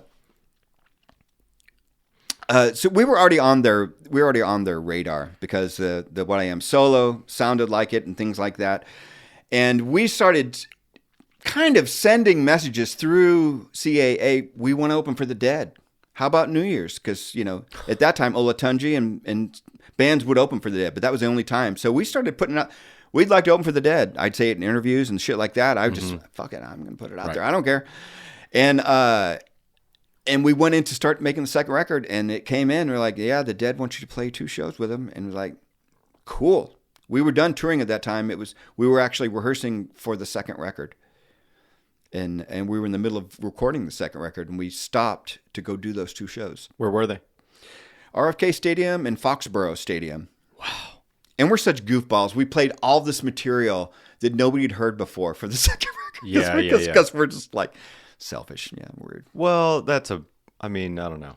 That shows that's a very Dead thing to do. Right. Whether or not it's the right thing to do. But everyone's been there, I think. I know bands like that, you work on a record and then it's like the CD release or show, and then they're like, well, I have all these new tunes. These songs are old. I'm not going to play them. I'm like, well, that's a kind of an arrogant thing, It is, yes. Because you're going, no, this is our big moment. We're going to blow these people's minds with our new shit. That's old stuff. But it wouldn't have mattered. We're still like that. I know, everyone is. We played Lock-In a few years ago, and we started off with our weirdest song. Like, let's start with that. Great idea. I know. Like, that'll be bold. It was in 7 with a big drum solo in it. That's how we started the set. Yeah. Cool. But not, what are you going to do? Yeah, it's gotta be yourself. So, I know you guys, like, we can kind of, what do you think? We don't have to spend all this time strictly on that, but what's it like walking into that world to play RFK Stadium? What year was that? That was 90. Okay. Uh-huh. Brent Midland still in the band? It was some of his last shows. He passed away 2 months after that. Okay. Yeah, 2 months later. And it was a trip. I mean, you're going into somebody else's living room. It's somebody else's party. Yeah. And they're letting you play. Yeah. And the audience is tolerating you. That's what it is like. A freaking stadium full of people tolerating you. Yeah. I mean, especially the second show, they were cool to us. And Edie had a way of talking to the crowd in a trippy way. We have a song called Strange Thing. It's about drugs, actually. We never recorded the song, but she told them it was songs about drugs. And she said, I'm looking out there and it looks like a giant bowl of M&Ms with all the colors, and they were all people like, yeah, M&Ms, and just like she just gave them all these visuals, and she sort of reeled them in eventually in a psychedelic kind of way. And we eventually did Hard Rain's Gonna Fall. We were doing that at that time. Oh man, we did it for the Born on the 4th of July soundtrack. That movie, Born on the 4th Y'all of July. recorded it? Yeah. Fantastic. It's on the okay. soundtrack. I need to seek that out. I love that song. Yeah, it's a single and everything. Okay. And Edie has a part in the movie where she's playing guitar and singing it. The guitar you hear is me playing. Fantastic. Yeah. Awesome. Yeah. So Hard Rain's Gonna Fall, and people liked that, and people kind of clapped with this, and that was a minute. And I did talk to Jerry about it, and he said that was about one of the best reactions that a crowd has given. To an opener. People, yeah, except for Sting, because people really knew Sting. Yeah. He said, except for Sting, that was one of the best ones. So I was like, oh, well, that's cool. That's cool. That shitty reaction was one of the best ones. Well, no, they were actually pretty cool. And you talked to Jerry? A little bit. I was scared. I was really nervous and young. Yeah. And we play our first song, and I'm like, okay, I'm not too nervous. This isn't too bad. And I kind of look to my left, and there's Jerry with it, with his chin in his hand and a cigarette, just watching with on a case, and he's, I don't know, 10 feet away from me. He's right there. Just, I'm like, hey man, and I got to play my gig, so that didn't help. But he was real nice. I wish I've got a list of things I wish I'd have asked him. Yeah. Yeah. I don't even think I ever told him that, that he was my hero. I was just nervous. Just nervous, yeah. Yeah, what's he gonna say to that? Yeah, just great. Yeah, who cares? Yeah, yeah. You're you're the fifth person to tell me that today, dude. Well, guitar players are like guitar players need to hear that, because until that's said, you think the other guitar player thinks they're better than you. Yeah, no doubt. We're just like that. Yeah. I think there's people are competitive in music sometimes, and I think a lot of times you're competitive with yourself, and you think that other people are saying things about you or thinking things about you other than just going, oh, that guy's good. Yeah. Yeah. A funny Jerry quote, though. So this is typical, same thing we're talking about. When we were in rehearsal, we switched instruments and did some jamming, and I played drums. I was on the drum kit. And Matt was playing guitar, and we had this jam called Stay a While, and we wrote this song. And of course, it's a new song. We're like, we got to play it. We got to play it in the stadium full of freaking people for some reason. And I was smart, and I said, well, I won't play drums. Matt, you go ahead and play drums, because... So he kind of played my part, Mm-hmm. And you played... Somewhat, and I went and played the guitar, and John was playing bass. John was not the one to go, here, Brad, you go ahead and play bass since it's a bass part. John played bass. So John goes over and puts the bass on, and we start this song, and he's one fret off. And I'm looking at the whole song? Yes. He doesn't get it, clue. And I'm like, dude, one fret. And he's like, huh? And just like deer in a headlight. And I'm just like, and I realize it's making it worse. And I'm just like, we got to go with this. And, and we did the whole song, and he's just like, didn't know what was wrong. He's like, what? I'm just like, dude, I might have gone over and turned his hand, and then the last few seconds were in the right position or whatever. So the next day, it's before the show, and everybody's in hospitality, and we're kind of hanging out with the dead, and John's walking around with a bass in his hand, just like practicing his shit. And at this point, everybody in the dead crew, everybody knows what happened, because it was just like, crank through a PA, this ungodly sound, like, what is that? And like, holy shit. In fact, this guy who'd worked with Bob Dylan for years was like, no, I've heard some out shit. Bob Dylan will play some out shit, but I think that's the most out thing I've ever heard in a show ever. It was like, shit, more than Bob Dylan. Yeah. So anyway, he's walking around and playing, and we get called, it's like, okay, it's time for us to get our shit together, and we're all getting up and going on. And Jerry yells at John. He goes, hey, don't fuck up. I'm going to be keeping score. tells John, hey, man, don't fuck up. I'm going to be keeping score. Oh, my God. Which is one of my favorite things ever. John got razzed by Jerry. It was so much fun. Yeah. I'll be repeating that on stage sometime soon. Next opportunity I get to say that to John. Don't fuck up. I'm going to keep score. He'll know exactly what you're talking about. Yeah. So funny. Oh, my God. Well, so we did those. And then, What's, it feels like It slows down after that, right? Mm-hmm. Do y'all break up? We did. Yeah. Mm-hmm. What? April of the next year. We did one more tour, and I mean, it's a lot of things in hindsight. And kind of at the time, Edie was ready to start a family. She had met Paul on our first, when we did Saturday Night Live, the very first time. You can see her actually. Paul's best friends with Lorne Michaels, right?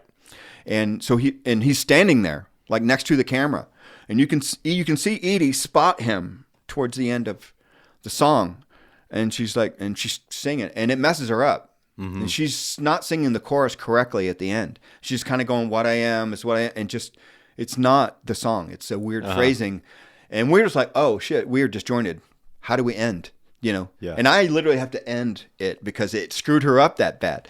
Which is really cool because her kids can look at the very first time that their mother and dad see each other. Yeah. Isn't that cool? Yeah. Yeah. It's like right here where she starts. This is it. Yeah. This is the moment of the That's that cool. it all began and stuff. So anyway, yeah. She wants to start a family. She wants to start a family. And that really was kind of on the back burner. They were kind of dating. She didn't. You can hear it in the lyrics on the second record. It was like destiny that she was conflicted about facing, Yeah. Here she's successful, but, we were doing successful things. But, and more than one time when I was talking with her, she was like, yeah, I do want to be the ultimate creative thing to her is creating a life. We were talking about creativity and being creative in life. And she was like, well, I think the ultimate creative thing, because we were thinking artistically, and she said that, and it's like, oh, okay. And if I reflect on that, you'd see how much it really means to her. And their family is so solid, and her kids are wonderful, and it's amazing. They're a great, great family. I just came from living on their property down in Wimberley. Yeah. Yeah. What happens for you then? So yeah, we stopped playing. I kind of chill for a minute, and then Billy Goat becomes a band, and they fuck yeah. Speaking of Matt Chamberlain and Mike Dillon and Reed Easterwood, who's a guitar player, he used to live in Dallas, amazing songwriter. They all lived together, and there was one legendary night where Reed was in his like bed robe. Mike Dillon was naked, and they were doing funk jams, and they do this jam called Everybody Take Your Clothes Off. And that was the beginning of Billy Goat. And when we were off, we would do little Billy Goat things here and there. John Bush was the pimp manager, and he would just stand on stage with his arms folded and collect the money at the end of the night. And shit like that. We were ridiculous. Yeah. And but that kind of turned into a real thing. Billy Goat, Matt left the band playing with New Bohs and stuff, and Earl Harvin became the drummer. And then that band became something different. Really heavy. I'm a fan. Yeah. I love Earl. I love Billy Goat. The Bush Roaming Mammals time. That was just like heaviosity. And they asked me to come sit in with them. So I went to the basement. They were playing at the basement, Lower Greenville at that time, and just really heavy. It's hard rock club. You walk in the door, and just the concussion of the sound of the music is like, oh wow, it's psychedelic. It alters your state.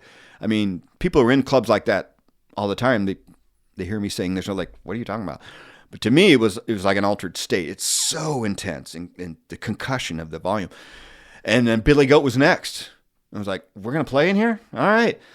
And curtain goes back, and it was like heavy-osity. I'm like, well, I want to do this. So it couldn't have been more opposite than New Bohemians. But like I say, I never really judged things, Right. This, that, yeah. I'm music. Raised on Led Zeppelin. I want to do the heavy shit. So I was like into it, very into it. So I did that, and we recorded Bush Roaming Mammals. I did that for 2 years. We toured a lot. That's a killer band. Yeah, I love that. And then Tin Hands is like kind of in the scene too. I'm sort of friends with Paul, and like did Earl play with Tin Hands as well? He did, and it was after that. Yeah, okay. yeah, absolutely, yeah.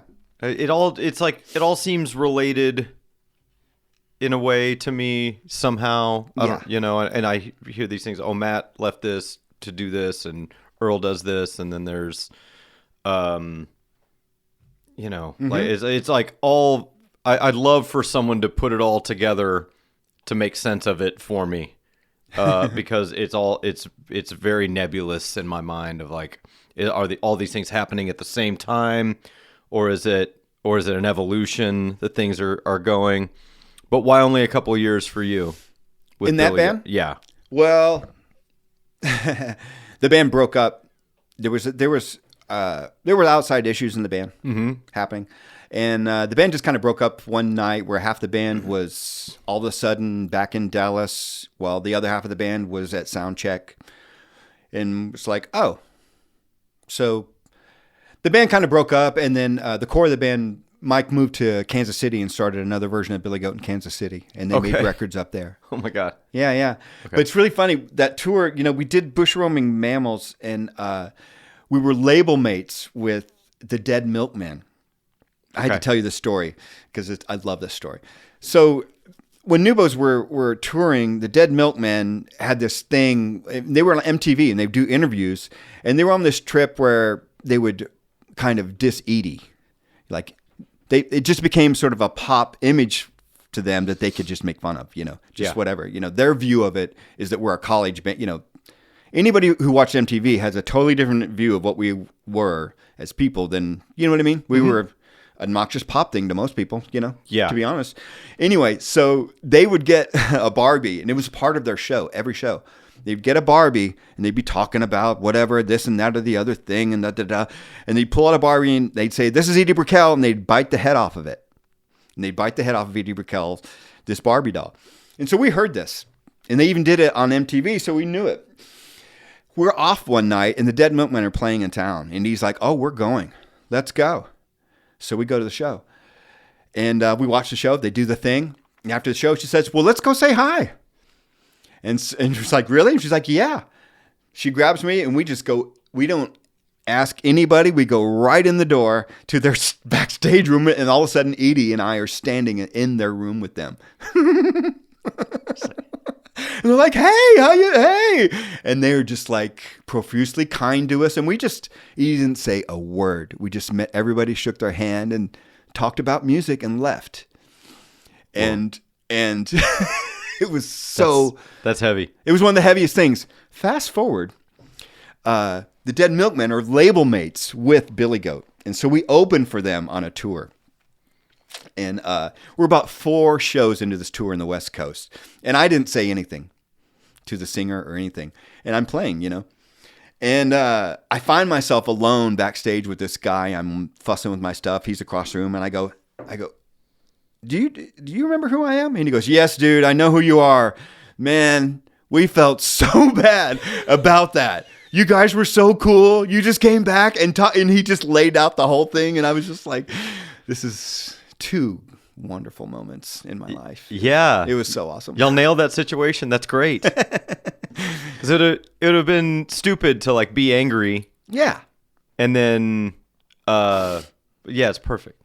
I love it. That's fantastic. It was fun. Yeah. Yeah. Yeah. And so I know there's like other stuff like Cottonmouth, Texas. I know you played on those records. Mm-hmm. Did they ever... I think I saw Jeff play at least one time at Trees. But y'all toured doing that? Yes. I loved those records. Like, I just thought they were so cool. And I don't know if I would have been able to make the connection if that was you playing with him when I saw. Reed plays a lot of the guitar in there. Not much of my guitar ends up on those records. A little bit. Mm-hmm. I mean, he's Cottonmouth, Texas, and each track he just puts together what he wants, and sometimes it's just a DJ, and he talks over a DJ. But that was Dave Monzi, bass player who plays in Tote with me, and several different drummers. Yeah, that first record's good, man. Yeah, it is. It's really cool. And we had some hits in different towns, like in Seattle. My Last $20, wherever the hell that was, or that one too. Yeah, that was like a hit there. We went and played Enfest there, and it was like a whole huge room. It's like, oh wow, awesome. He does well there. Yeah, it's really true. Like the radio picked up on it. Mm-hmm, yeah, I love that. It's interesting when that happens. Yeah, you hear stories about that, and there's that. I feel like I heard that from like the Bottle Rockets or something. It was like, oh, we weren't really weren't really having success anywhere, and then the Eagle in Dallas was playing one of our songs, and we went down there, and it was like, you would have thought fucking Led Zeppelin was playing with the reaction we had, and they were like, oh, this is awesome, or whatever. I love, again, that feels like the old America to me or something. The thing I was talking about with the 70s was like, that feels like it doesn't happen anymore. You're either the same thing to everybody or you're nobody anymore. Right. It's like everything's become so just homogenized in that way. I think because there's like something for every taste. So so you're kind of given this one niche. You know what I mean? Yeah. There's so many things to cover all the bases. It's like nobody's allowed to cover the bases anymore. It's like, we've got something for that. Thanks. Go on. Yeah. Yeah. Right. Well, late 90s, I go see. I see shows. I'm a fan of Edie Brickell and the New Bohemians, and I see the Gypsy Tea Room. You guys are doing like a residency. It just says New Bohemians. I'm aware of Carter at this point. You guys have you reform at some point, and then is that called, what's that or the third? Do y'all make a record? How does this happen? We got back together for a benefit at Trees for a friend had a friend was killed. I mean, I don't know the way to say it. Okay. And we did a benefit for a friend who tragically, her life was ended early.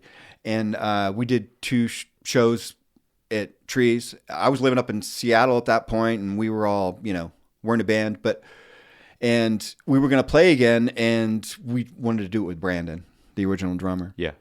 To do these shows back in, it seemed like, well, this is the right thing to. I mean, he knew her, and just anyway, just seemed like, let's do family again. So Brandon was the drummer for that. So he's been the drummer again since then, which is a long time ago. That was probably 94. Okay. And and so we did. You talking about 99 when we did? Yeah, that was what I was. So I guess I jumped ahead. What, y'all make a record in the mid 90s? We did. It was a demo. We were rehearsing out in Montauk, which is North Long Island, where Paul and Edie have a place, and they have this guest house. And I took an ADAT and some mics with me and recorded the rehearsal, and when we were writing songs, and it came out pretty well, and we released it. It's called the Montauk Sessions. Okay. And so that was an early thing. So that was a release, and we toured on that a little bit. It was very small. It was very small.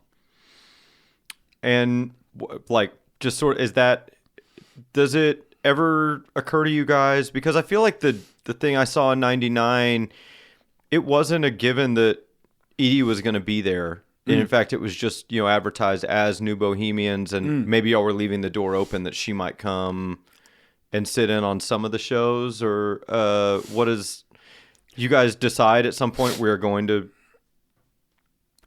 like, whether she's involved or not, or how does that work? No, there's a couple things there. Later on, those confusions could start to happen, like around now even. But it's more like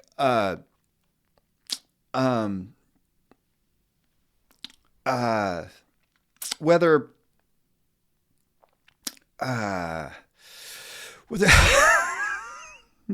what are we talking? No, whether New Bohemians is what now? What are we talking about?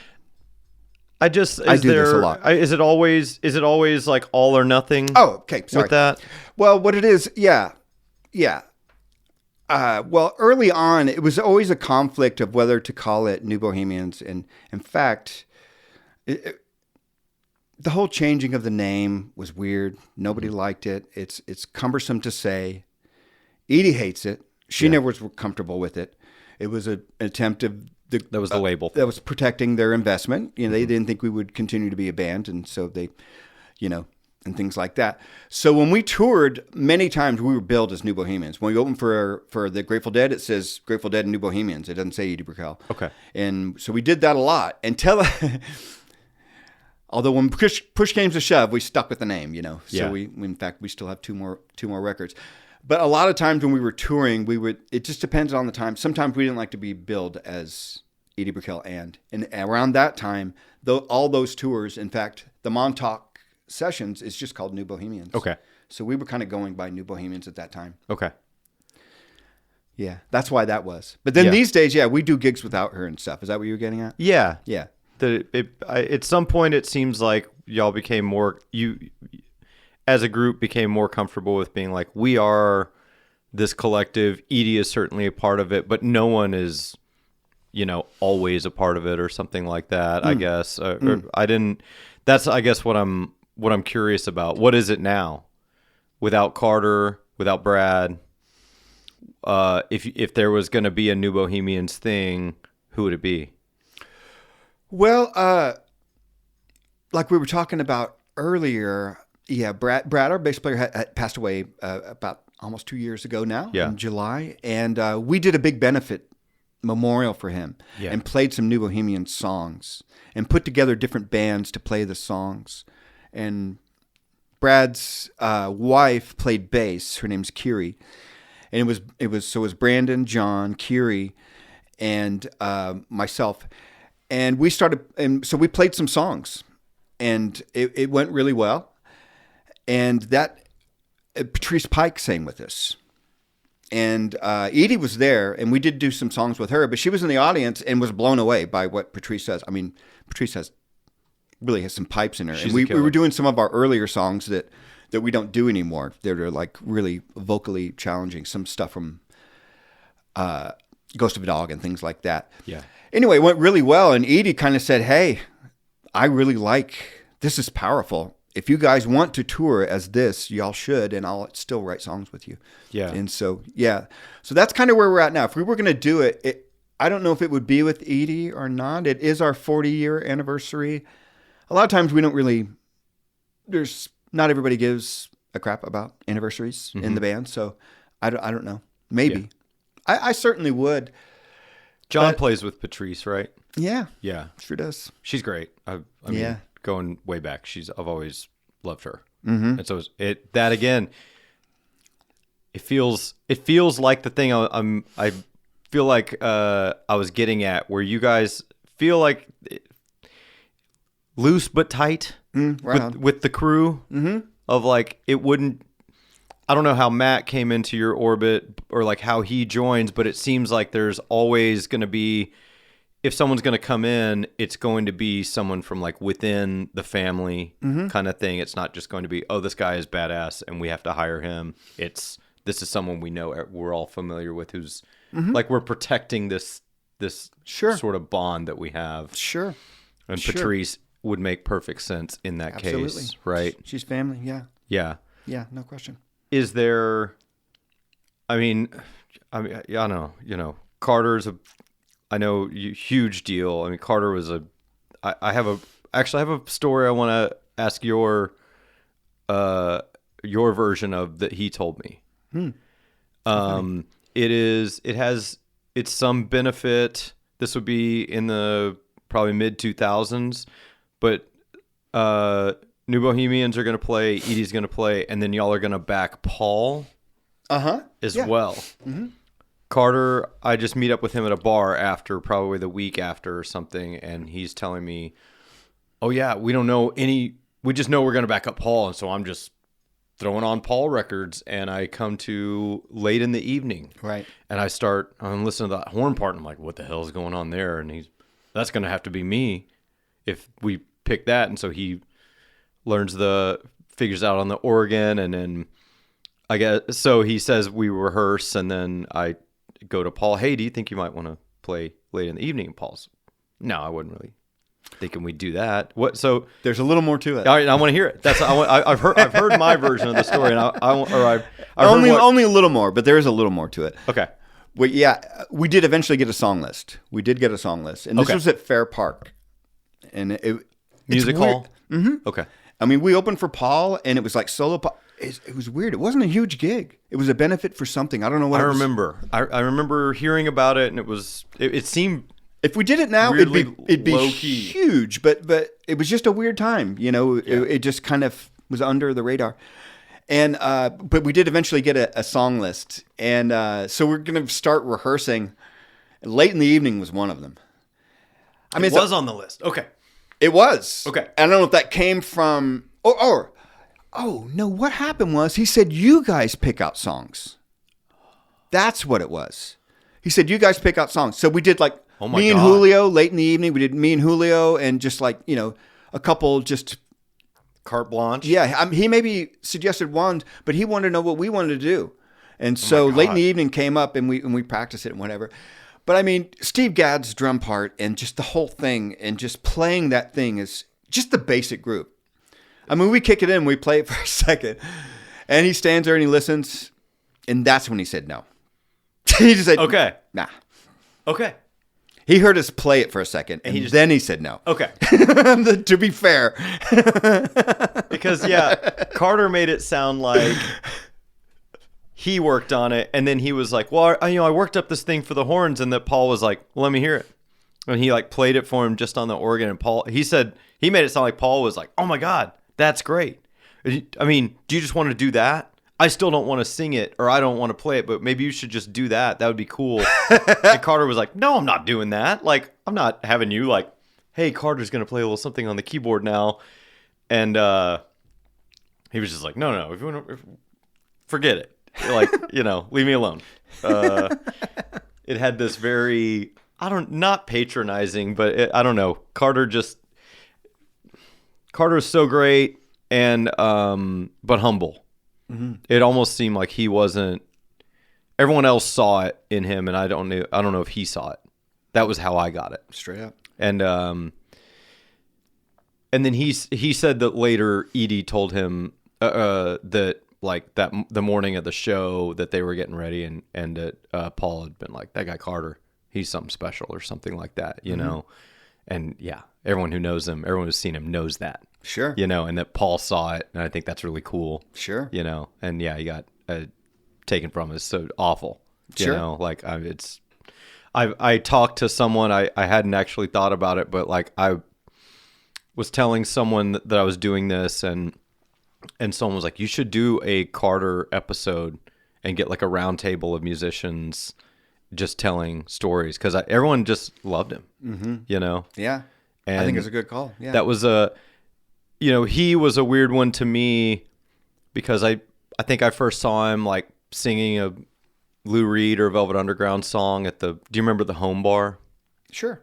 At SMU kind of jam band bar, and like where it was the rhythm room and stuff. And, he was standing on stage, like smoking a cigarette, singing Lou Reed. And I was like, that guy's fucking cool, big, tall, handsome dude. And like I was just like, that guy's awesome, And then I hear that like he's involved in Minglewood, and that does shows with the Dead Thing, and it was a big revelation to me. Like, oh yeah, someone can. At that time, it seemed like you would probably be one or the other. You would be a Velvet Underground Lou Reed guy, or you would be a Dead Jerry Garcia guy, and not necessarily both. Yeah, and I just thought that was so cool, and he threaded that needle nicely. Sure. I mean, really talented, great player. I mean, it's made perfect sense that he was. How did he come into y'all's orbit? How about that? I brought him in. I mean, I brought him in. That sounds weird. There was Scott Johnson had a band called Cosmic Chimp. Okay. And it was kind of one of his early bands, and we reformed it in the early. When was that? It was after I moved back. That was in the '90s, late '90s. And we formed that band together again, and he invited Carter to come play. I wasn't playing with the Dead Thing at that time. It just maybe, so I didn't really know him. So that was my first time to know him. He came in, started playing guitar, and I got to know him then. And so we played in Cosmic Chimp together. Okay. And then we were doing a demo. Oh, we were rehearsing anytime we rehearse, we usually go into a studio and start recording, because we're going to jam most of the time anyway, and just, we're undisciplined. Yeah. We're going to jam. Cool. And I was like, I know a keyboard player. You will like him. And I called Carter in. He played, I'll play it. Dude, he killed it immediately. It was badass. Played clavinet on this tune, this kick ass. And so he immediately was good. And we were playing at the Gypsy Tea Room the next day. I was like, you know me. I'm like, dude, you must play. He was like, just play. just be on stage and play along with the songs, because I'm just way too optimistic for my own good all the time.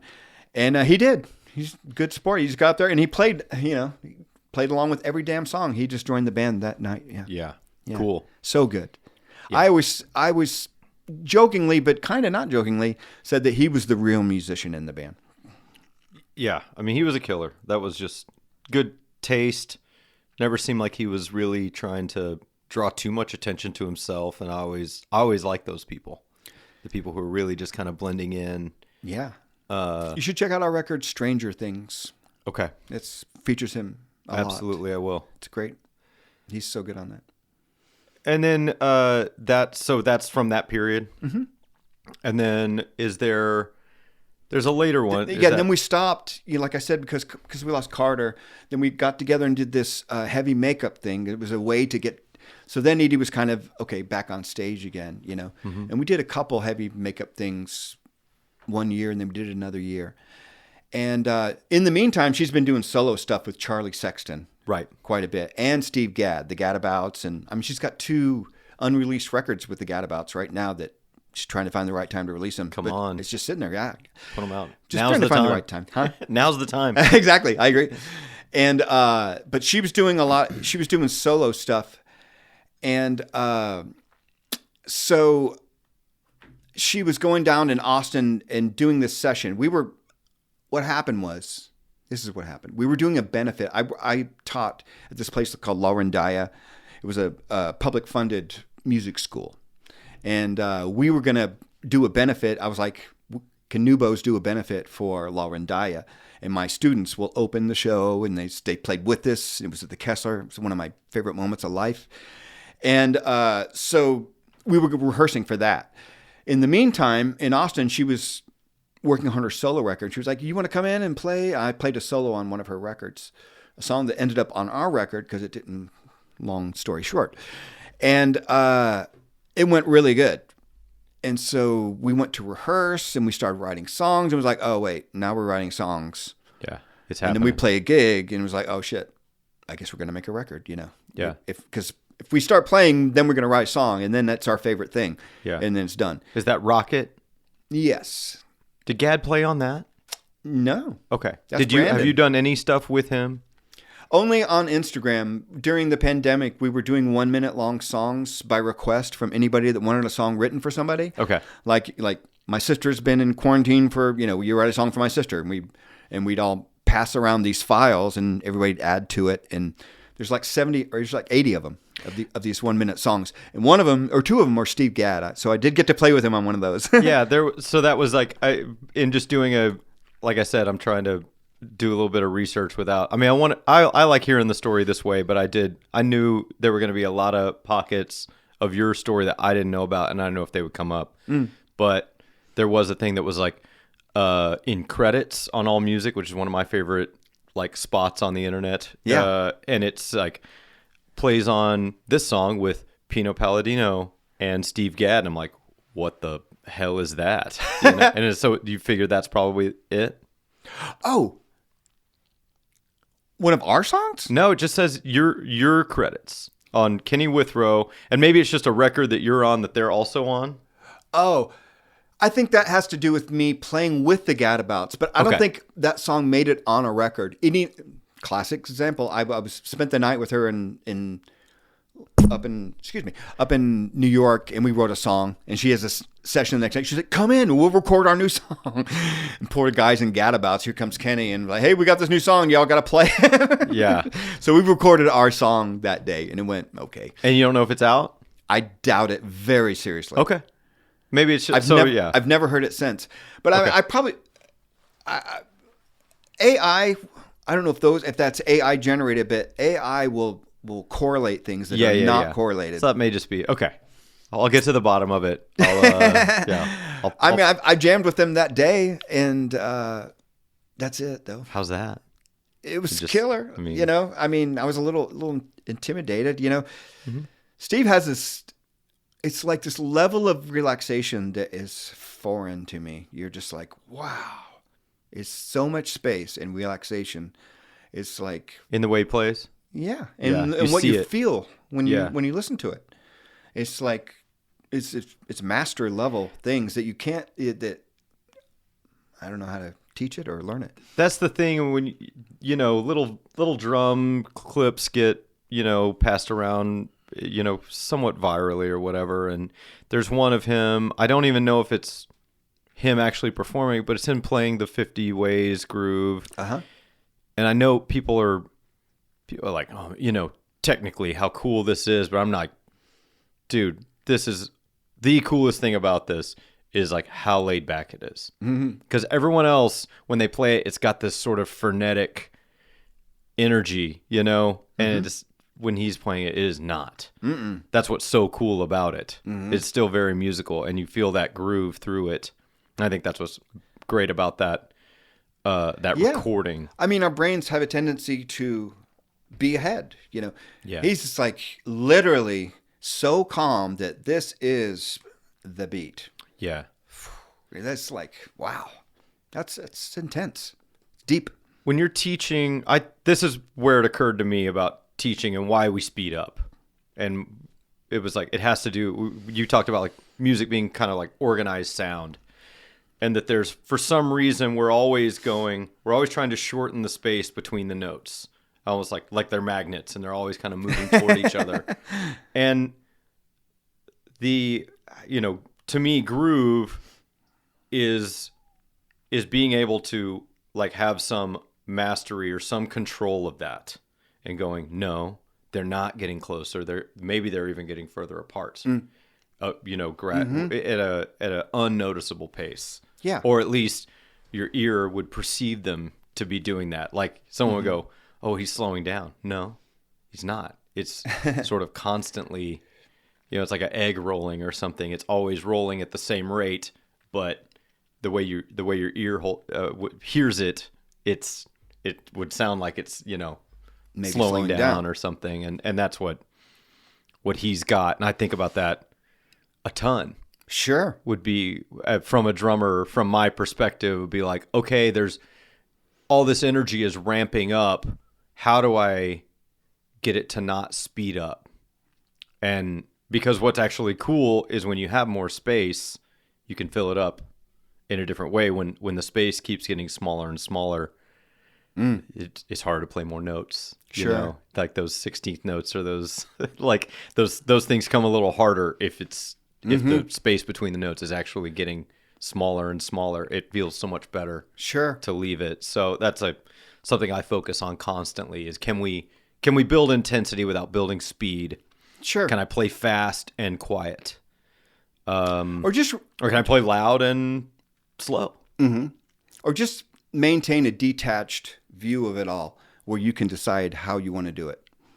Yes. Like you still know where you're at. I'm coming in early there, but I know it. Where you kind of have a detached look at it all, where you can just be present, like literally moment by moment. It's all about right this second, where this note is. I'm not dying to get to that other note that doesn't even exist yet. That in a good space, the whole band's doing that, and it's like it's all one long moment. Yeah. So it's not forward or backward. Yeah. And you can kind of. With a bird's eye view, you can kind of navigate how much, where am I here? Am I around here? You can have, then you're playing with it. Then you're getting good at it. I'm not saying I can do that. I'm just saying, I'm definitely not saying I can do that. But I mean, those good moments seem to be like that, I guess is what I'm trying to say. I think so too. I'm always trying to, there's the way you feel. You want to be, you're in it no matter what, right? When you're playing, you're in the center of it. I'm always trying to step outside and listen out in front of it, which is impossible, but that's the way I'm trying to approach it, is maybe think about where it's going or even just where it is, but try and detach myself from how it feels in that moment and be thinking about how it sounds. That's something I'm not like an actor in the scene. I'm the director looking at it, you know, or something like that. Yeah. And that, I don't know. I've had, and like to play emotionally, you don't have to feel the emotion, and you actually don't even necessarily have to like get up the energy for something to be emotional. It's like let the music be the emotion. It's a weird semantic sounding thing, but it is a real thing. If you're forcing your own, you can feel it when somebody's like, "Oh yeah," and it's like, "Oh well, that's their energy. That's not necessarily the music's energy I'm feeling. This is this person, you know," and so it's let the music have the energy that it does. It's sort of like you kind of ride with it. If you're forcing it and try and let the music be the music, you know, just ride along. And it's a similar sort of thing where your bird's eye view, where you can emotionally just like, oh, cool. You're not even feeling it necessarily, but you can move it more because you're seeing it rather than wrapped up in it, you know, and you can't get any perspective, you know. I relate with that very much.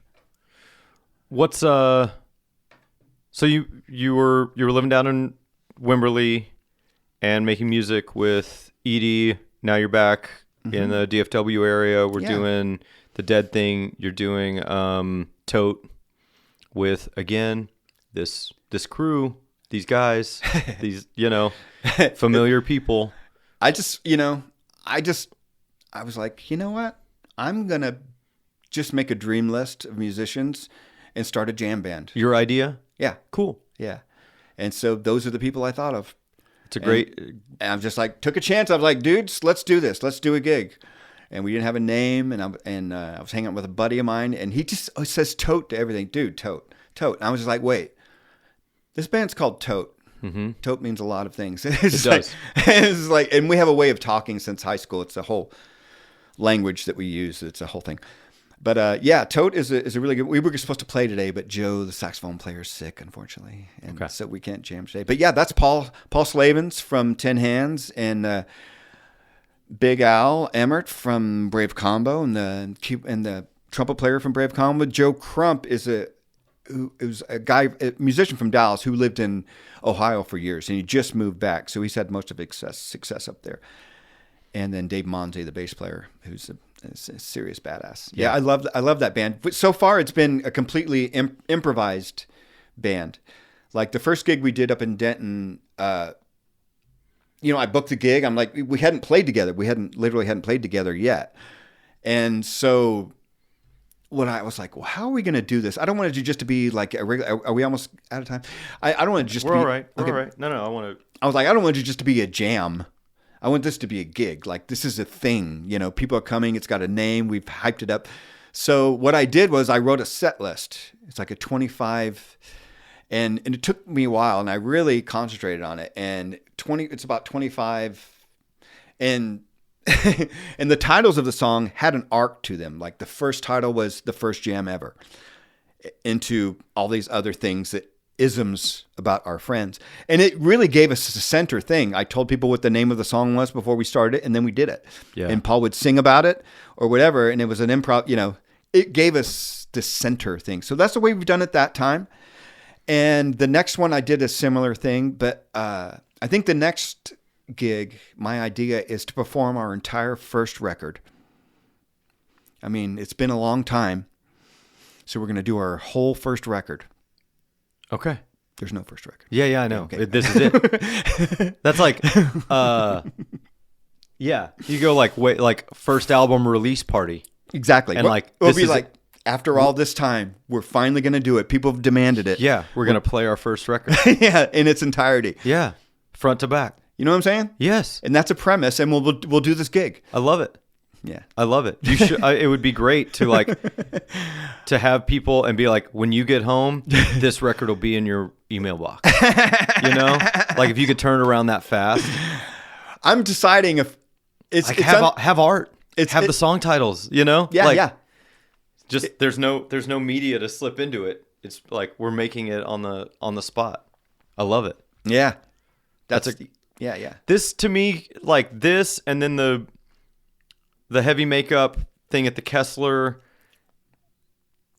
and maybe just a lot of your like aesthetic, or maybe where you come from seems to go back to the Arts Magnet or was it Richland? Arts Magnet, yeah, for sure. The band being like, where you were like, no way, bullshit, this is improv. Oh right, yeah. like that had a big imprint on you For sure. that you're still kind of living out. No question. That's so cool. Yeah. Are there recordings of that group? Yeah, Bill Lacerda. That's a great question. I don't know if they ever made a release. That's a good YouTube search. I haven't done it. If you find something, I will. send it to me, because I'd love to I'd love to be able to put something out to the listeners of this. And right on. Because that seems like a really big thing to you. Yeah, and Arts Magnet in general taught us how to like not. We didn't really judge art good or bad. It's just different. Yeah. I mean, something could be good, really good, amazing, excellent, and I just don't like it. Right. So you start to realize that things I don't like can still be world-class, amazing things. So yeah, even to me, or like I was relating that in my own way, like I just don't get it yet. And there might be a moment where, given the right context, I get it. And I'm always waiting for that. I'm not. Yeah, context, right? I have conversations with friends all the time. I'm just like, I don't want to talk about how badly this sucks or why I don't like this. I'm still trying to figure out how I'm going to like it. Sure. Like where I'm going to find a spot. I'm going to find a way in. And then I saw you do like a duo thing. Was it you and John? You and a drummer? They're like Wild Detectives a little while? It was Gerard and myself. Okay. Gerard Bendix. Okay. We had a band called Tidbits, another improv band, completely improvised. And with this guy, Kim Corbett, who was actually in Bill Lacerda. So I got to actually be in an improv band with somebody in Bill Lacerda. Okay. Which is amazing. He was a teacher at Arts Magnet. How do you spell that? Bill Lacerda. The letter B, Uh-huh. and then the letter L, and Lacerda, like lizard. Lizard A? Or Lacerda. Yeah. Okay. Lacerda. All right, I'm going to try and look that up. So it's like there's some focus right now, and it gets to be sort of on whatever you want, it feels like. You want to do the Dead thing. You want to do Tote. You want to create some music on your own. Yes. And is it always about connecting with other people? Or is it sometimes about connecting with yourself? It is now. Yeah. You kind of keyed on something. That's kind of where I'm at right now. Newbows aren't going to play for a while, and I'm used to that. We go through periods where we don't play. And I found myself living down in Austin, and I missed the Dallas community. I missed my people. I missed, I like being able to book a gig, and people will be there, It's a community of people. Yeah. And that is worth a lot. It is. And they're not just available anytime you want. You can't just put a band together and play, and then people are going to be there all the time, and a community starts. It's an amazing thing, and it should be respected. So I just kind of missed that, and I missed Dallas in general. I could maybe try to start something in Austin and another community there, but it's that, and I prefer Dallas music, and I prefer what Dallas musicians do. This is just my own taste. Mm-hmm. Even my successful friends in Austin, they play for a lot of other singer-songwriters, and they do a lot of sessions, and you get this kind of session mind where you melt into the artist, and you sort of don't have a person, you sort of put your personality aside to succumb to, that's what great studio musicians do. They meld to what they're playing, and it's not, you don't have your own personal agenda.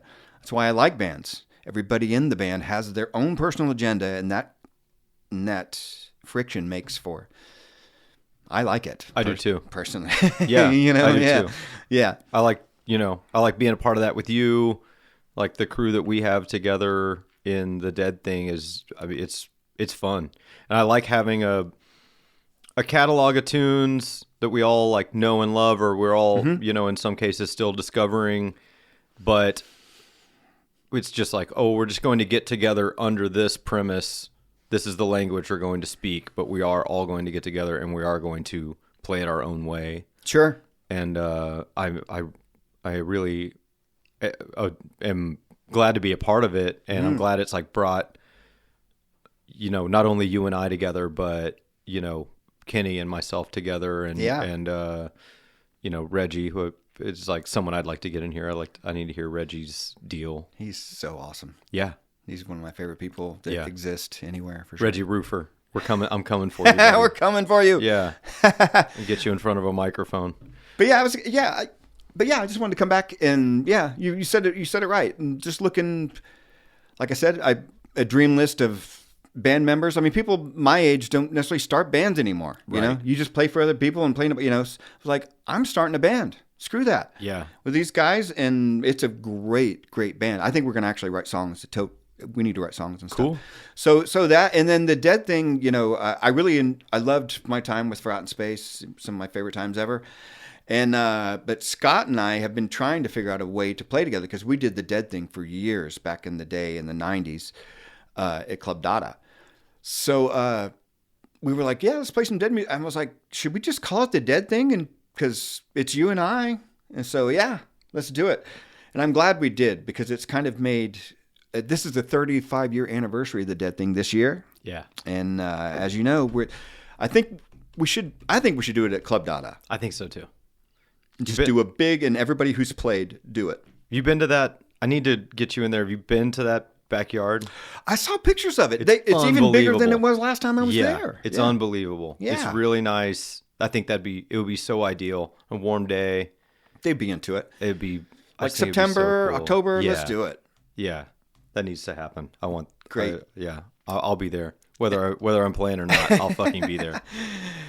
And this Homage Nation is going to be really cool. I'm excited. So do a little like plug of that and kind of what you're doing, and we'll wrap up. But that's Memorial Day weekend at the Kessler. Mm-hmm. What is Homage Nation? So the Kessler has these nights called Homage Nation. They just pay homage to a band. Everybody in Dallas does it one night. I was able to be a part of one that was Pink Floyd. This guy Adam Pickrell put it together, and it was just badass. It was really amazing, and people came, and it's just cool when a whole city, gets together. Not just one band, but everybody gets together and honors something. And the audience appreciates it because they love the music as well. It's just a bunch of appreciation, artists as well.